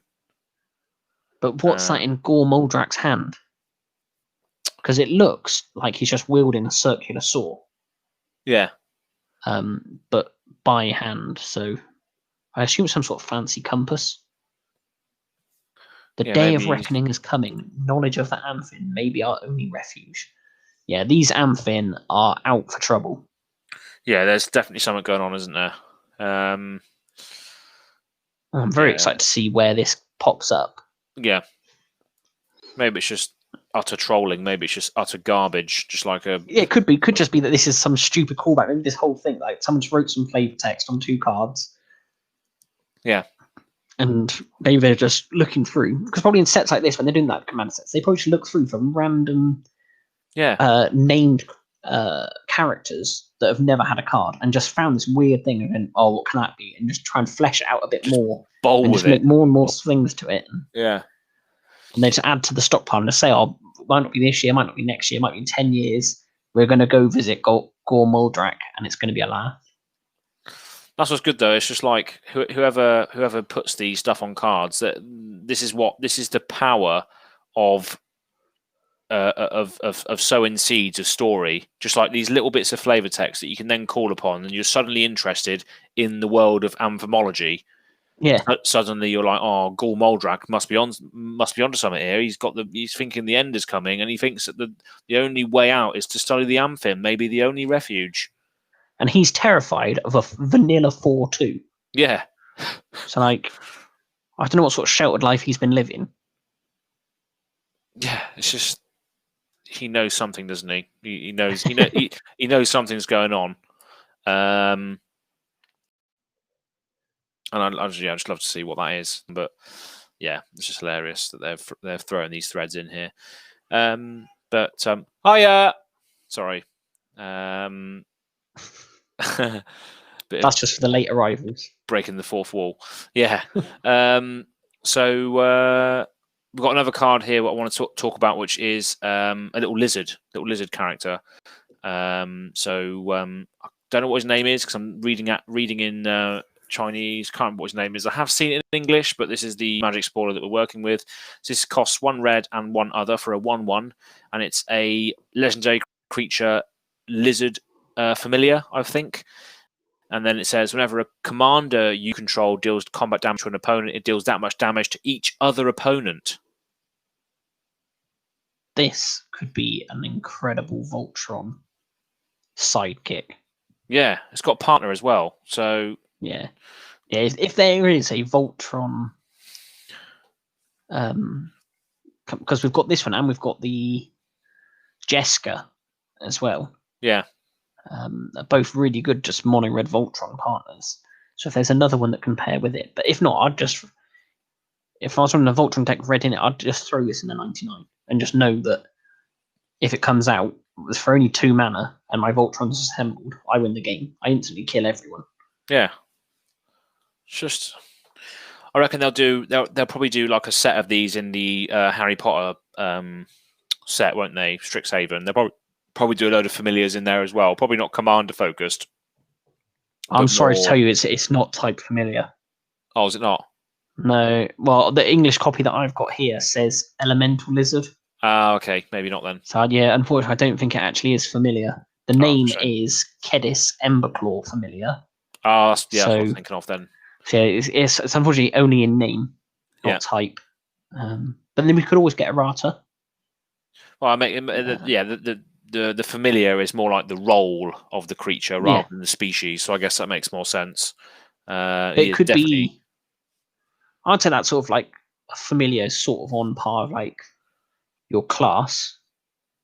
Yeah. Like Orc pirate. You could be Orc familiar. So like obviously not really Orc familiar. That'd be a bit weird. But, yeah. I guess role class is pretty much the same sort of thing, I guess, isn't it? But But yeah, it just looks good though. Looks quite good. And then next to it, we have a red and blue legendary creature as well, which is a 4/3 with flying, cost red, blue, and 3. And whenever this creature attacks, don't know the name of it, look at defending player's hand. You may put a creature card from among those cards onto the battlefield under your control, tapped and attacking player or planeswalker they control. Return that creature to its owner's hand at the beginning of the next end step. So that could be pretty backbreaking. That sounds like fun. Yeah. That sounds real fun. It's just look at defending player's hand as well. So you literally have all of the information available to you. And in a commander game, you could be like, watch out, people. This person's got this, this, this, and this. We need to do something. But not only that, you steal the creature from their hand and then attack them with it. And then you put it back into their hand afterwards. So it conveys that information, how deadly that creature is. That you just, I think it's pretty good. Yeah, I think it sounds really fun. Yeah. So we've got obviously the salamander. Pardon, sorry. This fact. Yeah, I was just saying we've got the Amphin. We've got the I'm not sure, natural reclamation. Not sure if we've seen that before. Cascade instant that destroyed target artifact or enchantment. Not sure if we've seen that before. No, that is a new card. But that is a new card. But yeah, quite a nice way of getting around the sort of destroy target artifact enchantment with upside, keeping it Cascade. Yeah, the good thing about Cascade is it's 2 for 1, basically, isn't it? You do have to. Do you have to cast a spell, or is it you may? No, you can. You can fail to find. Okay. Yeah, it says you may cast it without paying its mana cost. Yeah, you don't have to if you don't or something. But yeah, put the exile on the bottom of your library in the random order. Yeah, it's just nice to see Cascade getting fleshed out more. And this card here, Horizon Stone, you were just about to say something about. Well, yeah, I was going to say that sounds weird. Like, good. I'm not really sure where it's good for. So it's an artifact, 5-mana artifact. If you would lose unspent mana, that mana becomes colorless instead. So I'm trying to think what sort of decks. There's going to be some really weird broken stuff with it, I'm sure. Yes, 5 mana as well. It's just like there's got to be some. That is a lot, isn't it? Yeah, that's got to be. Someone, please, just. It's effectively doing nothing almost all the time. Yeah, I don't see the implications of that particular card, but I'm sure someone does. So definitely reaffirm us as to what that is, what it does, and why. But it's just a cool effect. That's what drew me to it. Just it's not like anything we've really seen before.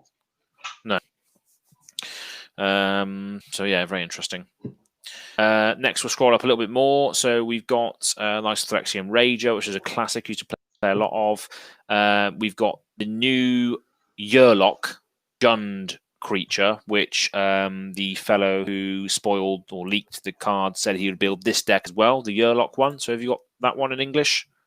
I've got it in French. One second, I can get it.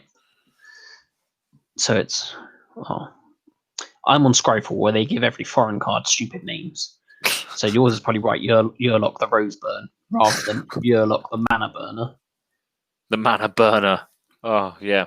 Yeah, he's a 4/4 Vyashinu Shaman with Vigilance. And whenever a player loses unspent mana, they lose that much life. Mana Burn. Then you pay one and tap it. Each player adds black, red, and green.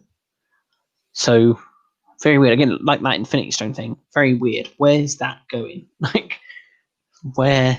It's sort of like you want to pair these together so that you can build up huge amounts of mana, and everyone else is getting mana burn. Yeah. It's just something we've never seen before, and it's just like how would you? Because it's not partner, it's a legendary creature that cares about. Oh, we're going to do some damage for mana burn. So how do you give other people unspent mana? How do you do that? That's a bit strange. And I guess it must keep some sort of combo decks in check a bit. Because you, because even if you I'm sure I've done a handful of times. You end up just like sort of, you do something. What was it I doing the other day? I was playing this thing the other day. Was it with Breya, where I was just getting loads of stupid extra mana? Yes, I believe so. So yeah, that against this, I'd have been like, okay, cool, I'm dead in 2 turns, thanks. Yeah, so I guess if you pull off some stupid mana combos and you've got loads of unspent mana left that you do not spend your mana on, that you could just die from too much mana, I guess. But yeah, I was just going to say that even if you got an infinite mana combo, you can still sometimes spend all of that mana to make an infinite creature, or yeah. Normally, if you're making infinite mana, is to do something infinite with it. Yeah, isn't it? So. But then again, could you spend infinite? You probably couldn't, could you? Well, yeah, but you just limit it. You just say this happened 100,000 times. Yeah. This is now 100,000 size creature. Oh, yeah. But it's just, very strange card. I don't see how you would use it, but this is the pass a turn team speaking here. Just don't know anything. No, sure we didn't have the most wild insights. No, magical minds. I'm sure they're ticking away. Okay, so we got a few cards left. So we got Runaway Together. That's from Eldraine, I believe. Yeah. Makeshift Munitions, another reprint. Court of Cunning, is that new? That's new and that looks fun. I can't remember what it does, but I remember reading it and thinking that sounded good. I've got it in front of me then. So it's enchantment. When it enters, you become the monarch. So you draw a card at the end step as well as the start step, or the upkeep, whatever it is. At the beginning of your upkeep, any number of target players each mill 2 cards. If you're the monarch, each of those players mills 10 cards instead. So just a bit of wild monarch mill fun. Yeah. But yeah, I think again it's so weird that it says any number of target players. So again, if you've got some sort of self-mill deck, you should do it to yourself gladly. Yeah. Or if you're playing a mill plan, you're trying to mill out your opponents, trying to keep yourself the monarch. Yeah, it's pretty good. I like the look of that. I mean, I was thinking of. I'm always thinking of something, but I wanted to build a Lazav deck, which is all about black and blue mill stuff going into the grave that then Lazav becomes a copy of. So that could be quite good in a deck like that, where you're always milling people, and then Lazav can just morph into whatever creature's been milled that turn for whatever you need, sort of thing, Voltron style. But yeah, any sort of mill deck will have that. Any sort of black and blue deck that likes to mill opponent stuff and then reanimate their stuff onto your side of the battlefield could also work quite well, that sort of thing. Especially if you're the monarch, milling 10 cards each time is fantastic. Scrolling up a little bit more here, we have a couple of unique cards. So I know you want to speak about one of them, so I'll speak about the other one. Amareth the Lustrous is a Bant Dragon. Lovely. Nice little peaceful sort of no red, no black dragon, which is lovely. Don't see many of them. You don't see many of them. No, I think. What's the other one? What's the other one called? Arcades is the other Bant dragon. Yeah, Arcades is. I think there's another one as well. But yeah, Amareth the Lustrous. This is 3 generic black. No, it's not. Green, white, and blue for a legendary dragon, 6/6 flyer. Lovely.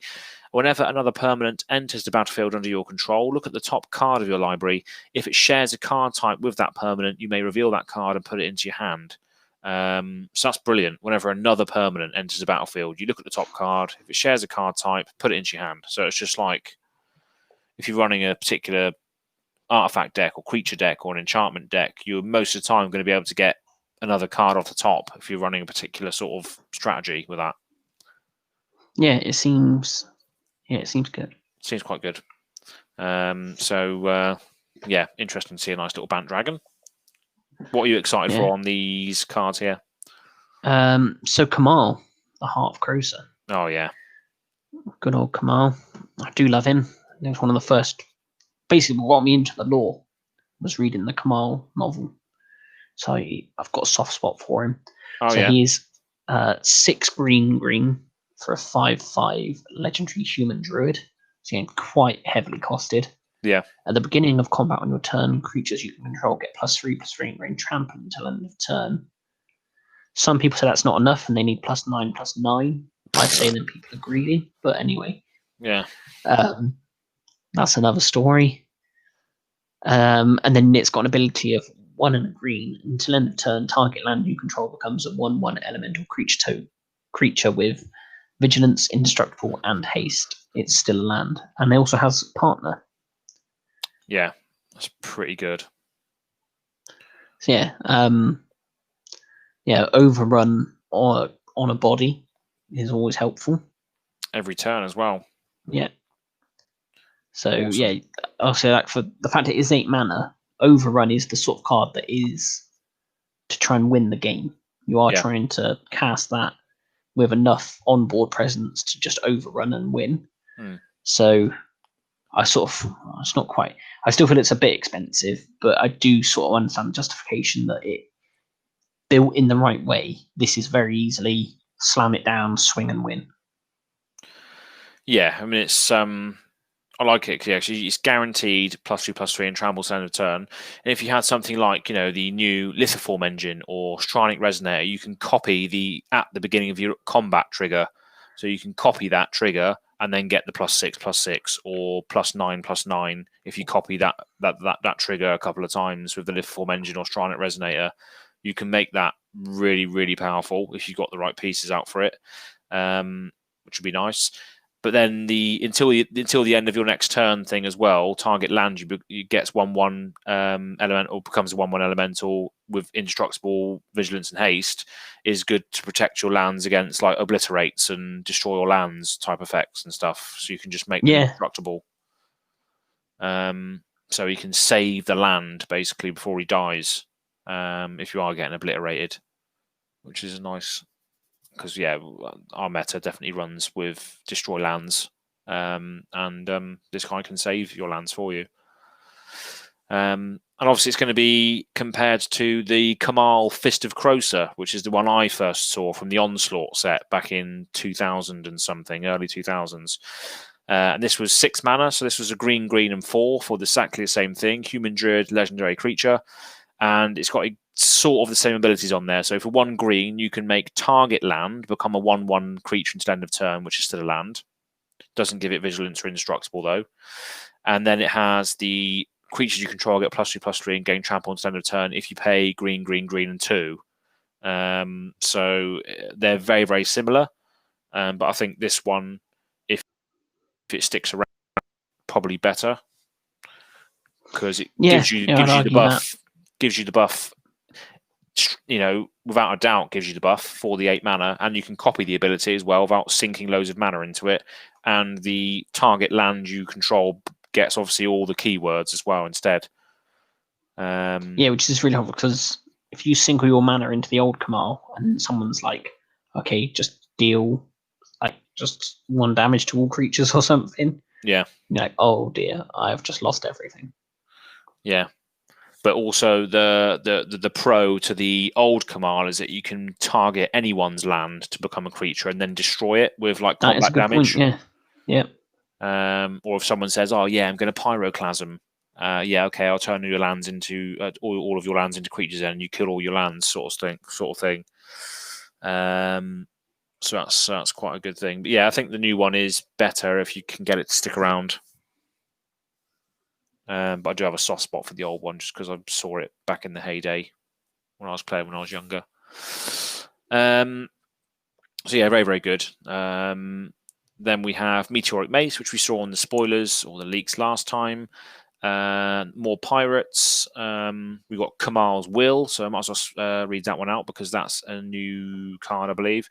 I think a lot of the monocolor commander cards do have their own sort of card that goes with it. So this one's green and 3 for an instant. Choose one. If you control a commander, as you cast it, you may choose both. Instead of turn, any number of target lands you control become the 1/1 elementals with vigilance, indestructible, and haste. So that's very, very reminiscent to his actual ability. And then choose target creature you don't control. Each creature you control deals damage equal to its power to that creature. So that's good. That's quite good. Yeah. Good bit of removal in green. Yeah, just like all of your creatures are ganging up on that one creature, basically. It's interesting. So scrolling up a little bit more here, we've got what's this guy do? This is an uncommon. Prowler of the Steel Legion. Yeah. So a cat soldier, as long as it's your turn, creature tokens you control get +1/+4. Then you can pay 3 and a white to create a 1/1 white soldier creature token, and has partner. So yeah, quite good for little white token decks. Yeah. Yeah, it's just a little white deck with partner, so you can obviously pair it with green if you want. Obviously, the ultimate token, Selesnya. You can even partner it with Kamal if you wanted to. Make all of your oh no, they're not land creatures, aren't tokens, are they? No, unfortunately. That's a shame. But yeah, you can see the benefits of having this Prime of the Steel Legion somewhere. Then we got this one here, which is in Japanese. This one here, Livio Oathsworn Sentinel. My computer's taking ages to load, so I can't read it.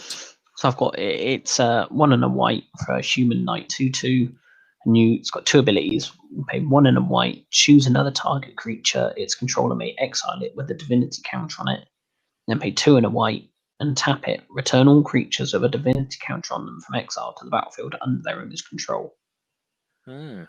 So you can also use the top ability to sort of save your things.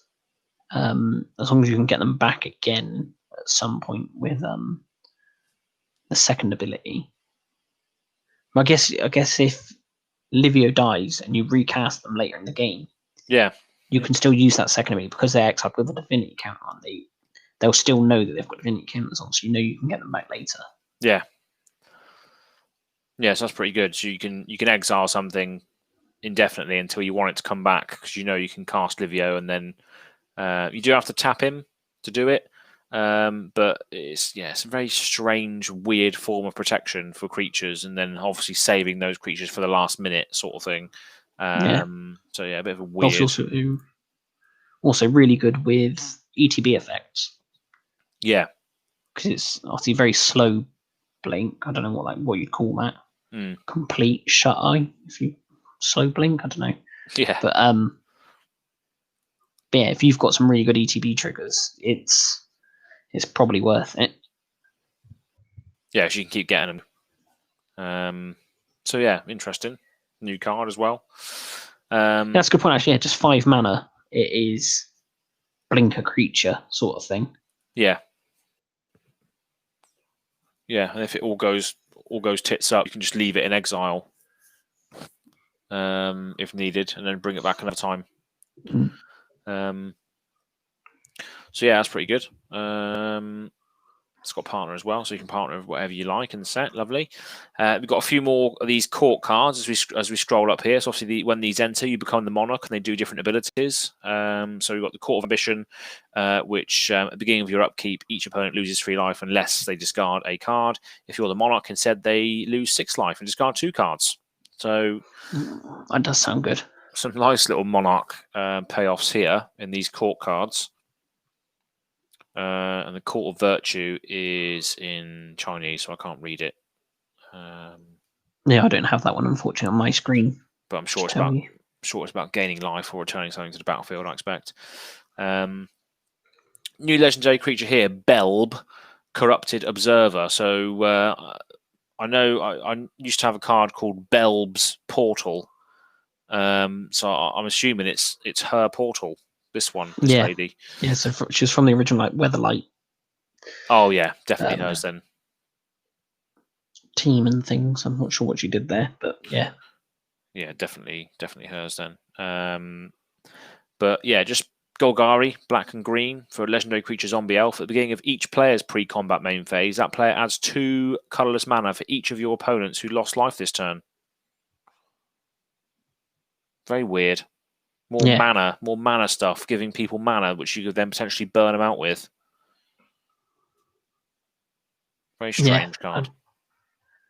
Yeah, well, these things are weird. I don't feel that you're ever giving people enough mana that they won't just use it up. I see you doing this, and someone's like, "Oh, cool, that gives me enough mana I need now. I'll just counter whatever you're doing. Thanks." No, exactly. Yeah. But I don't know. Maybe it works more. Maybe in the draft environment it'd work more. Maybe people wouldn't have the answers in a draft deck. Maybe, yeah. I mean, it'd be nice to see people actually giving us some options to use it with. all these mana burn cards, whether there is actually options viable for it, sort of thing. But yeah, I'm sure we'll hear more as time goes on with how you use these cards. Scrolling up, we've got obviously the Jeska, Thrice Reborn. Did we leak that on the last episode? Yes, that was leaked last time. That's what Yeah. we said about being good for Voltron with the 0 ability. Oh, of course, yeah, triple damage, isn't it? Yeah. So Yeah. I'll quickly read that out for those that didn't listen last time. It's 2 Yeah. in a red for the 0 loyalty planeswalker. And when Jeska enters the battlefield with a loyalty counter on it for each time you've cast a commander from the command zone this game. So it starts off only actually 1 loyalty. And then it's got 0 ability, choose target creature until your next turn. If that creature would deal damage to one of your opponents, it deals triple that damage to that player instead. Yeah. And -X, Jeska deals X damage to each up to 3 targets. Yeah. I just love the 0 for that. If you're running the triple damage, that's mental for 0. It's just triple is the new double, isn't it? It's getting silly now. Triple damage. More of it, that's for sure. Quadruple the damage will be next 2 years' time. Quadruple the damage that you're dealing. Where do they stop? That's the thing we asked earlier. This is a good card. Archon of Coronation. White, and 4 for a flying Archon. When it enters, you become the Monarch. And as long as you are the Monarch, damage doesn't cause you to lose life. Fantastic. Absolutely. Yes, I'm going to take 20 damage to the face. It does nothing to me, though, because I have an Archon of Coronation out. Yep. Absolute Coronation streak. Yes, that sounds... Yeah. It messes up your opponent's sort of plans. They sort of have to hit you with just something small to begin with. Yeah. Just to get you to lose it. And then hit you hard afterwards. This is the kind of effects I wish White had more of. It's just like your opponents just don't do any damage to you, or you cannot lose the game. Just more awesome White stuff, because they just don't have anything, do they? Really? They don't. No, not enough. They just don't have enough to deal with. They just need more oppressive cards like that, where you just, I'm sorry, I just don't take any damage. Or my creatures don't die, or something like that. Something that just gives them a bit extra. Like this. I like this. You just don't take any damage. Damage doesn't cause you to lose life. Fantastic. Scrolling up, we've got a giant pirate. Another pirate. So that's Dargo the Shipwrecker. 7 mana this guy costs. 1 red and 6 others for a legendary giant pirate. 7/5. As additional cost to cast the spell, you may sacrifice a number of artifacts and/or creatures. So similar to the Phyrexian bloke, wants you to sacrifice artifacts and creatures. This spell costs 2 less to cast for each permanent sacrifice this way, and 2 less to cast for each other artifact or creature you sacrifice this turn. So that could potentially come out for very cheap. Yeah, but again, I do just feel it's a lot. You're having to take away a lot of your board presence to make this work. There's lots of cards that work with it. A lot of cards you can use to make a lot of just small tokens, and just the fact that this can be artifacts as well. If you can just make sort of a load of clue tokens, treasure tokens, or something silly like that, you can use them to get Dargo out. But I just sort of feel like those things, to get that much of an engine going, I think I want more than just a 7/5 trample for 1 mana. Yeah. I feel like them sorts of things, if you're doing that, I feel it's just, you might as well just chuck a Master of Ethereum out. Yeah. That's 3 mana and is bigger. Yeah. But won't have trample. Sort of, I don't know, just. Yeah, maybe it's a great finisher card in like a limited or sealed environment where you can just got loads of rubbish low mana artifact creatures or stuff out, and you can just sack them all to get a 7/5 trampler out. From the command zone as well, potentially, because it's got a partner. So it could be a good sort of finisher in that regard. And if you are running it as a commander, it can get round that command attacks, because obviously you can just sacrifice your creatures and artifacts away to bring it out for cheaper.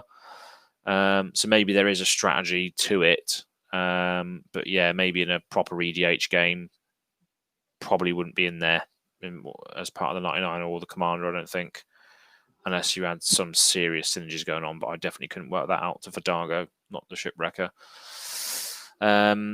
We got Ludovic, which is a nice little reprint. He's one of your... Is he your commander for Grixis Pingers? No, I use his Opus. Oh, the Crown. Opus. Yeah. He's red and blue as well, isn't he? Yeah. Yeah. But yeah, you got the OG there, the Ludovic. Nice little reprint. We got Myriad Landscape and Path of Ancestry. A very good reprint, that. Very good reprint, yeah. Isn't it? Laboratory Servant. We've seen that before. I don't know. Laboratory Zombie Horror. Arrow 1020. No. Okay, great. So yeah, let's go back quickly. Don't know what that does. Unfortunately, we're not going to see that today, but it's probably not going to be too interesting. What was it called? Laboratory Servant. I'll just try. No. So unfortunately, we're going to have to bypass that one. Yeah. Zer the Enchanter with a nice reprint. That's historically been a very, very competitive card, isn't it? Zer the Enchanter. Yeah. I don't know why. Do you know why he's so competitive at all? Remind me what he does. So he's Esper, so 1 generic, white, blue, black for 1/4 flyer. When he attacks, you may search the library for an enchantment card with converted mana cost 3 or less and put it onto the battlefield. If you do, shuffle your library. Yeah, that doesn't sound broken, does it? So when he attacks, search library for an enchantment. Yeah. Yeah, it must just be there must be just enough. So much 3 combos. mana enchantments that yeah, it just makes it a bit crazy. Yeah, like obviously you can get Rhystic Study off of it. You can get Phyrexian Arena off of it. You can get all the big card draw engines you can get off of it. But yeah, I can't think immediately. I'm sure there's people screaming at us, but yeah, can't think of it off the top of my head. But no, we all know that it is one of the, like I say, definitely more competitive commanders. When someone throws down Zer, you know that me and you haven't built it. They've built it in a way that is, I will win this game. Yeah, exactly. You're not searching for your deck for a enchantment aura that comes in and gives it +1/+1 on lifelink. You're searching for something ridiculous. Yeah. But speaking of ridiculous, next to that we've got Rograk, son of Rogar. That sounds good. Is that right? I don't know. Oh no, it looks like their website's crashing. Yeah, access denied for that one as well. So I can't see the flip side of what that card is. It's a flip. There's a flip, isn't there? That little red. Oh no, dot. no, that just means it is coloured red because it has no mana cost. Oh, I see. Right. That's just a colour indicator there. God, that's For the fact madness. it costs 0. But There's yeah, first strike. Voltron. First strike. Is it first strike Menace Trample? Yeah, with partner. For an 0/1. Yeah, for an 0/1. Weird. And then you want to give. It's got partner as well, so you can partner it with the Elemental Lizard, which doubles the damage. And all you have to do is give him a sword or something, or give him some sword of Feast and Famines and what have you, and off you go. You're off to the races there.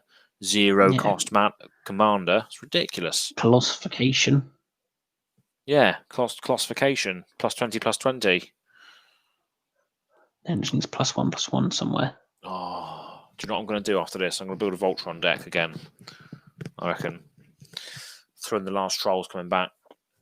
Past and versus next loss from the Last Troll. So yeah, that'd be an interesting card. Rograk. Next, we've got the Sphinx, which basically, without clicking on it, is the one that instead, if you were to scry cards, you draw that many cards instead, basically. And it's a 5/6 with flying, and it costs blue, and 4.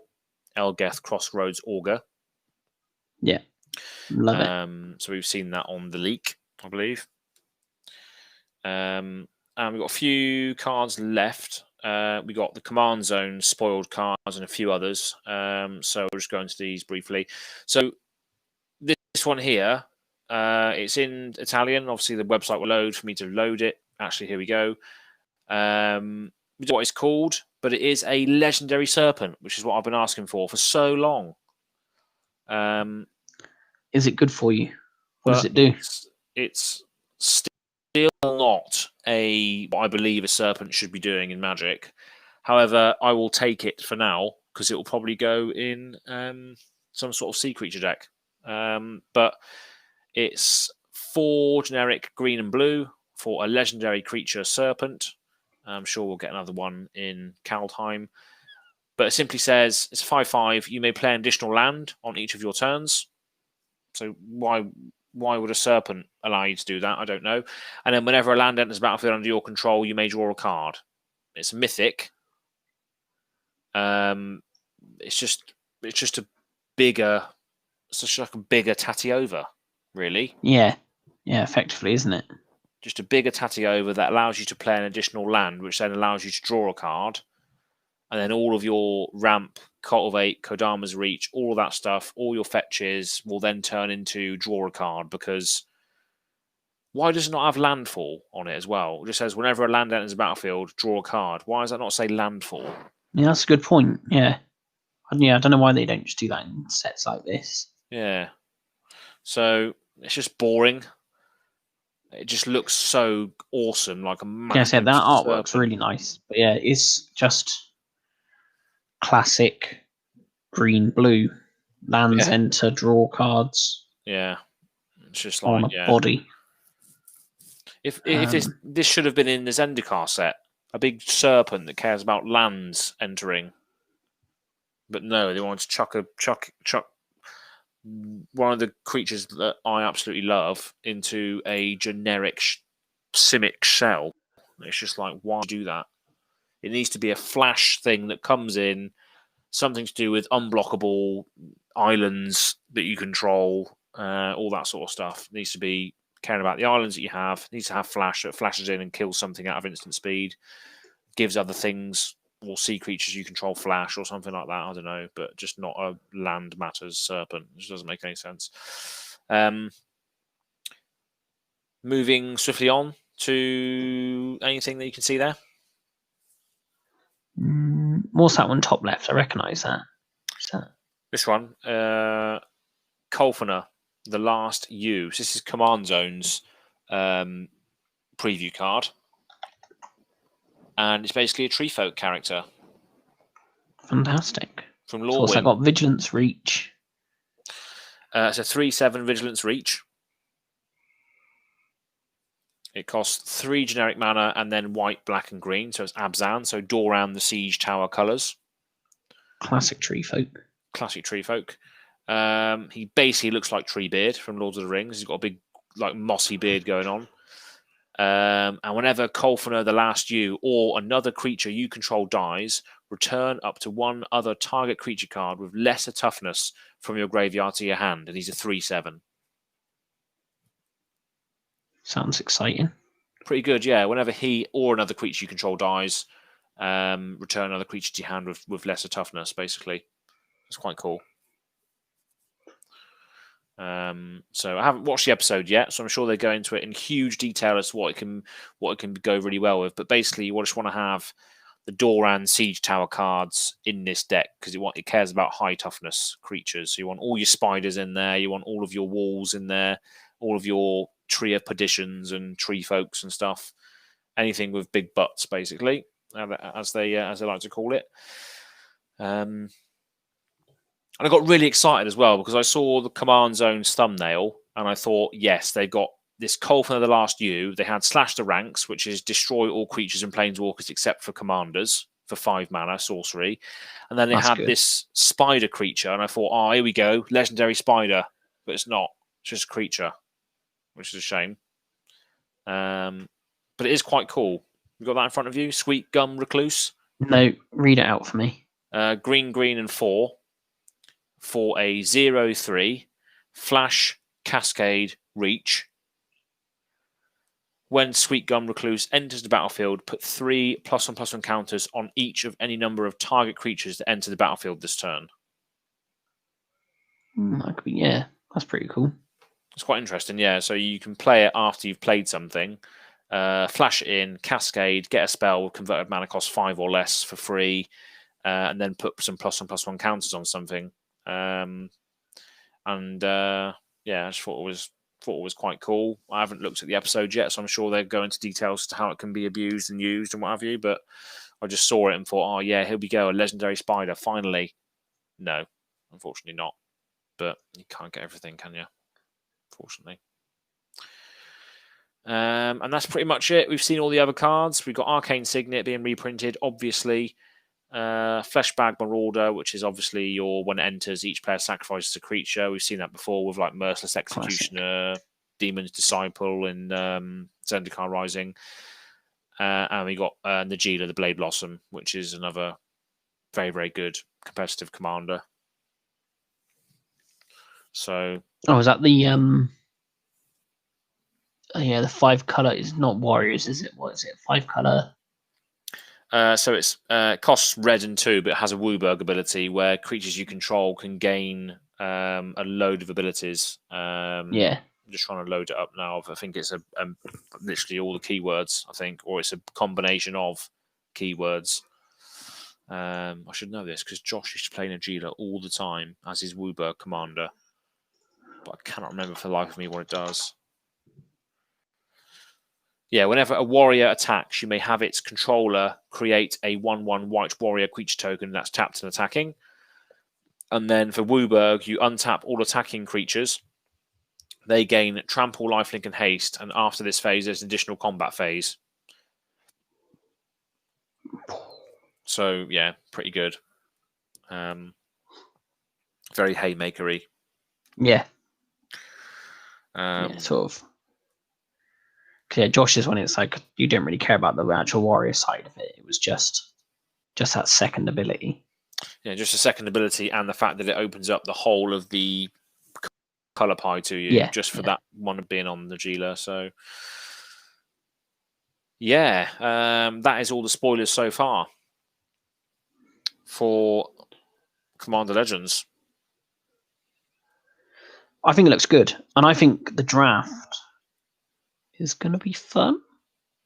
Yeah, hard to tell. Draft's always hard to tell, but yeah, a lot of weird, and I also think because of how it is, I feel there's going to be a lot of dead cards in the draft. Like you get that that artifact that lets you keep your unspent mana. You open that pack 1, pick 1. Great, don't care. Like Horizon that's Stone, just a waste of that's just a waste of a rare for you. But yeah, there's going to be some absolute bombs. There'll be some cards there, like we've said, maybe it's not quite good enough for Commander, but in draft will be absolute powerhouses. And we haven't touched on all the cards. Some of the smaller cards, they're going to be good for just sort of like draft, just sort of like the nuts and bolts of your deck, just getting it sort of ticking along. Yeah. No, there's loads of good cards in there. I mean, I like how there's a lot of commanders in the uncommon slot as well. So you're never going to be stuck with choice. There's always going to be a load of choice that you can partner these two together, or maybe run this as a monocolor, or there's going to be loads of options that you can choose from draft, which is going to make for an interesting experience, given the fact that you have to have one of each thing in your deck and all that stuff. But I still think it's going to be quite hard to build multiple commanders. But also, have they announced how it's going to work? How the actual draft, in terms of how many cards you need to have in your deck, and how I don't know, just how how does the mechanic work in general? I don't know. I don't know. Well, I mean, it depends. Are you speaking about draft or sealed or draft? I guess. Either sort of thing. Yeah, I don't know. I personally haven't seen anything on it yet. I don't think it will be 40 card decks. I think it will be 60, minimum of 60. There's 20 cards per pack, so there's 5 extra cards than a normal booster pack, isn't there? Yeah. So what percent is that? How many cards do you get normally? That's an extra 30%, isn't it? 30% That's a more third than again. So a third again. So a third of 40 is 13. So yeah, probably 60 Yeah, that takes card that to decks. 53, doesn't it? Yeah. So yeah. Probably Draft from 3. Oh yeah, sorry, I've just seen it. Yeah, build a 60-card deck. Yeah. Duplicates are allowed, and Oh, choose really? which legends to use as commanders. Duplicates are allowed. That's bizarre for Commander. I guess it's just the fact that it is draft. It's Yeah. just so you don't get punished. Like, say you were really lucky and you open 2 amazing mythics that are the Yeah. same, just out of like weird coincidence. You'd be so annoyed you couldn't put them together in the deck. So I guess it's just Yeah. sort of do that and sort of just help smooth your draft a bit. Just imagine that, where they next year they're like, "Oh, right, Commander, now you can have duplicate cards." Yeah, I don't see that happen, unfortunately. Well, not unfortunately. Good. Yeah, I think so too. It'd be stupid, wouldn't it? So yeah, I think it looks really fun. And just as we've been speaking, we've had some new spoilers come out. Oh, what are they then? So there's 3 things we already know about. We've got Scroll Rack as a reprint, mythic reprint. So Yeah. two cost artifact, pay 1, tap it, exile any number of cards from your hand face down, put that many cards from top of your library into your hand, then look at the exile cards, put them on top of your library in any order. We know what that does. Sky Diamond, obviously part of the diamond cycle. Staff of Domination, which is a reprint we knew about was coming, which is absolutely horrible. Very good. With cards like James's Mare Seal deck, which he inevitably built, but then took apart because he felt absolutely disgusting after actually using it. He felt violated after using it, so he had to get rid of it. And then we got Jeweled Lotus. So this is a 0 cost artifact. Okay. Oh my god. Okay, this is Black Lotus basically. 0 cost artifact.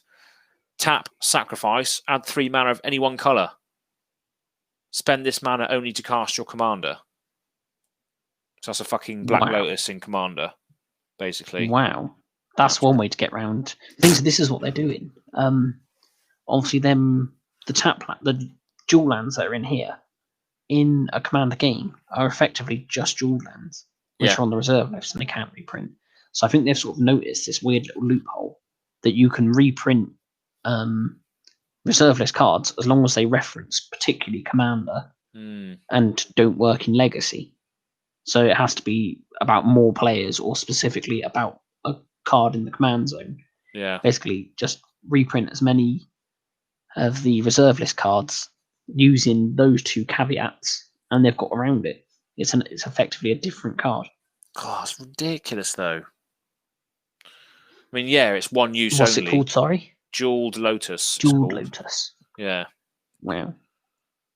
I'm glad we held on for a little bit longer to see that. Yeah. Because that's pretty backbreaking.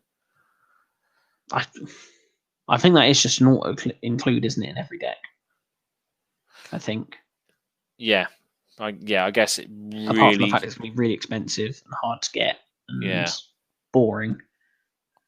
But I think if you're going to play like in a strictly, is this card the best it can be in the deck? I think that should be in literally every Commander deck. Yeah, I mean, there'll be arguments for and against it because obviously it can only be used to cast your commander, but it is a 0 cost artifact, so you can bring it back, drop it straight away, and you've got a 3 mana there to use. But yeah, I mean, you guess your commander is getting more and more expensive every time you do have to try and cast it, unless it's in your hand for whatever reason. Yeah, it's an interesting one, that's for sure. But yeah, Black Lotus for your commander is pretty significant. It'll be interesting to see how that can be broken because it's just sacrifice it. So there's loads of cards that obviously bring back artifacts from your graveyard to your hand or into play. All sorts of cards that care about converted mana cost 3 or less from the graveyard to the battlefield. All sorts of different things that will easily get back a 0 cost artifact from your graveyard to play most of the time. Yeah. Just you saying that makes me think sort of how easy will it be to recur this, and definitely net positive mana. So if you use it, crack it once, and then you can spend 2 mana to get back to the battlefield, crack it again. You sort of net 1 mana there. Well, I think is there a card that allows you to get back an artifact with converted mana cost 3 or less for less than 3 mana? Because you could just get an infinite loop going on there, couldn't you? So you bring something back for less than 3 mana, bring it back, crack it, bring it back, crack it, bring it back, crack it, sort of thing.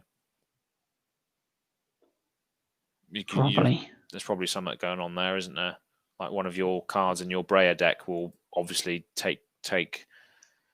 Well, I guess if you did have the infinite mana, it can only be used to cast your commander. So there is a massive limitation there, isn't there? Yeah. So it just means no matter what your commander tax becomes, you can always keep getting it out.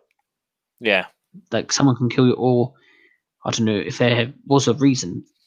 I don't know. You're probably getting too convoluted now. I'd say if you had a way of sacrificing your commander and replaying it constantly for benefit, but the fact is you're going to need sort of 2 different combos going on at the same time there. Again, it's the sort of thing that if you're pulling it off, well, you're going to win regardless. Like you don't need, if you're putting like 2 combos on the field, you don't need this particular card. Like any 2 combos should win your game, sort of thing. No, yeah, exactly. So yeah, I think it's interesting. I mean, at first glance, I thought, "Wow, this is ridiculous!" But it can only be used to cast your commander. So the first time you use it, it's great. But then every time after that, I don't think it's that good anymore after that,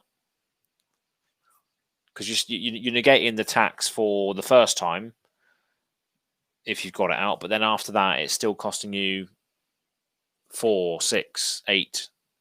So I don't know how much use it's going to get, but it's still very interesting. Yeah. But yeah, I'm just going to refresh the page once more to see if there's any more. Go on, then. But this could go on forever now. This could go on forever now. I'll be here for ages. Not because the leak's coming out, but because the computer takes so long to load. Yeah. By the time that reboots, we'll be into new spoiler season. Absolutely, yeah. We'll be going all over again. We'll be in bloody Innistrad Vampires versus Werewolves by the time this comes around. But I think it's something to do with the website, because obviously there's probably loads of people trying to access it. Yeah, I imagine their server's getting slammed at the moment. Yeah, with people looking at it like us. Yeah, definitely, and streaming it as well and all that sort of stuff. My laptop's a gaming laptop, so it's definitely nothing to do with my computer. Yeah, that's all we're getting for today. Yeah, that sounds good though. I feel like we've covered a lot. I think we covered a lot as well, yeah. So I'm going to go back onto the live studio now. Oh God, look at my hair. It's ridiculous. Oh, what have you done? What have I done? We're back. We're back. Yeah, that was interesting. Nice to dive into the spoilers, and if we just get a stupid picture of our faces now for the thumbnail when I edit it. So if you just want to make a silly face, fantastic. And that's only the people that watch the video back will get what that face was. But yeah, thank you very much for tuning in, and we'll see you on the next Past Turn podcast, whether that's actually in the flesh here or through your ear holes in the audio stream on SoundCloud or Spotify. If you're on YouTube as well, make sure to like the video and subscribe to the channel, as well as check out the Instagram page. We're on Twitter now, trying to use more platforms more often. And what's the Twitch thing? Is there a thing for that? I don't know. Twitch is Past the Turn Official. Okay, Past where Turn you can Official. watch this stream as well, and I'll be streaming some arena gameplay. And the Commander Legends set is also coming to Magic Online, so I might even do a few streams of that as well when it comes out. Yeah, give it a go. Yeah, we're going to be doing a lot more. Oh, no, that's fine. It's just a server. Going to be doing a lot more content going forward. So obviously keep up to date with that. Hit that little bell notification if you want to be notified of any future videos. And forgot to mention, use our discount code at Level Up Gaming if you're UK based and you want to support a local game store. So this one, because it's awesome. We had a great game there, and they gave us a discount code. So that's just pass the turn, all one word, and get 2% off any orders that you do. That's pretty much it for today. So we'll see you on the next episode. Thank you very much for watching or listening, however you're tuning in. Bye. Ta-ta. That's Vince's outro, really. Shouldn't use that. That is copyright. Lovely.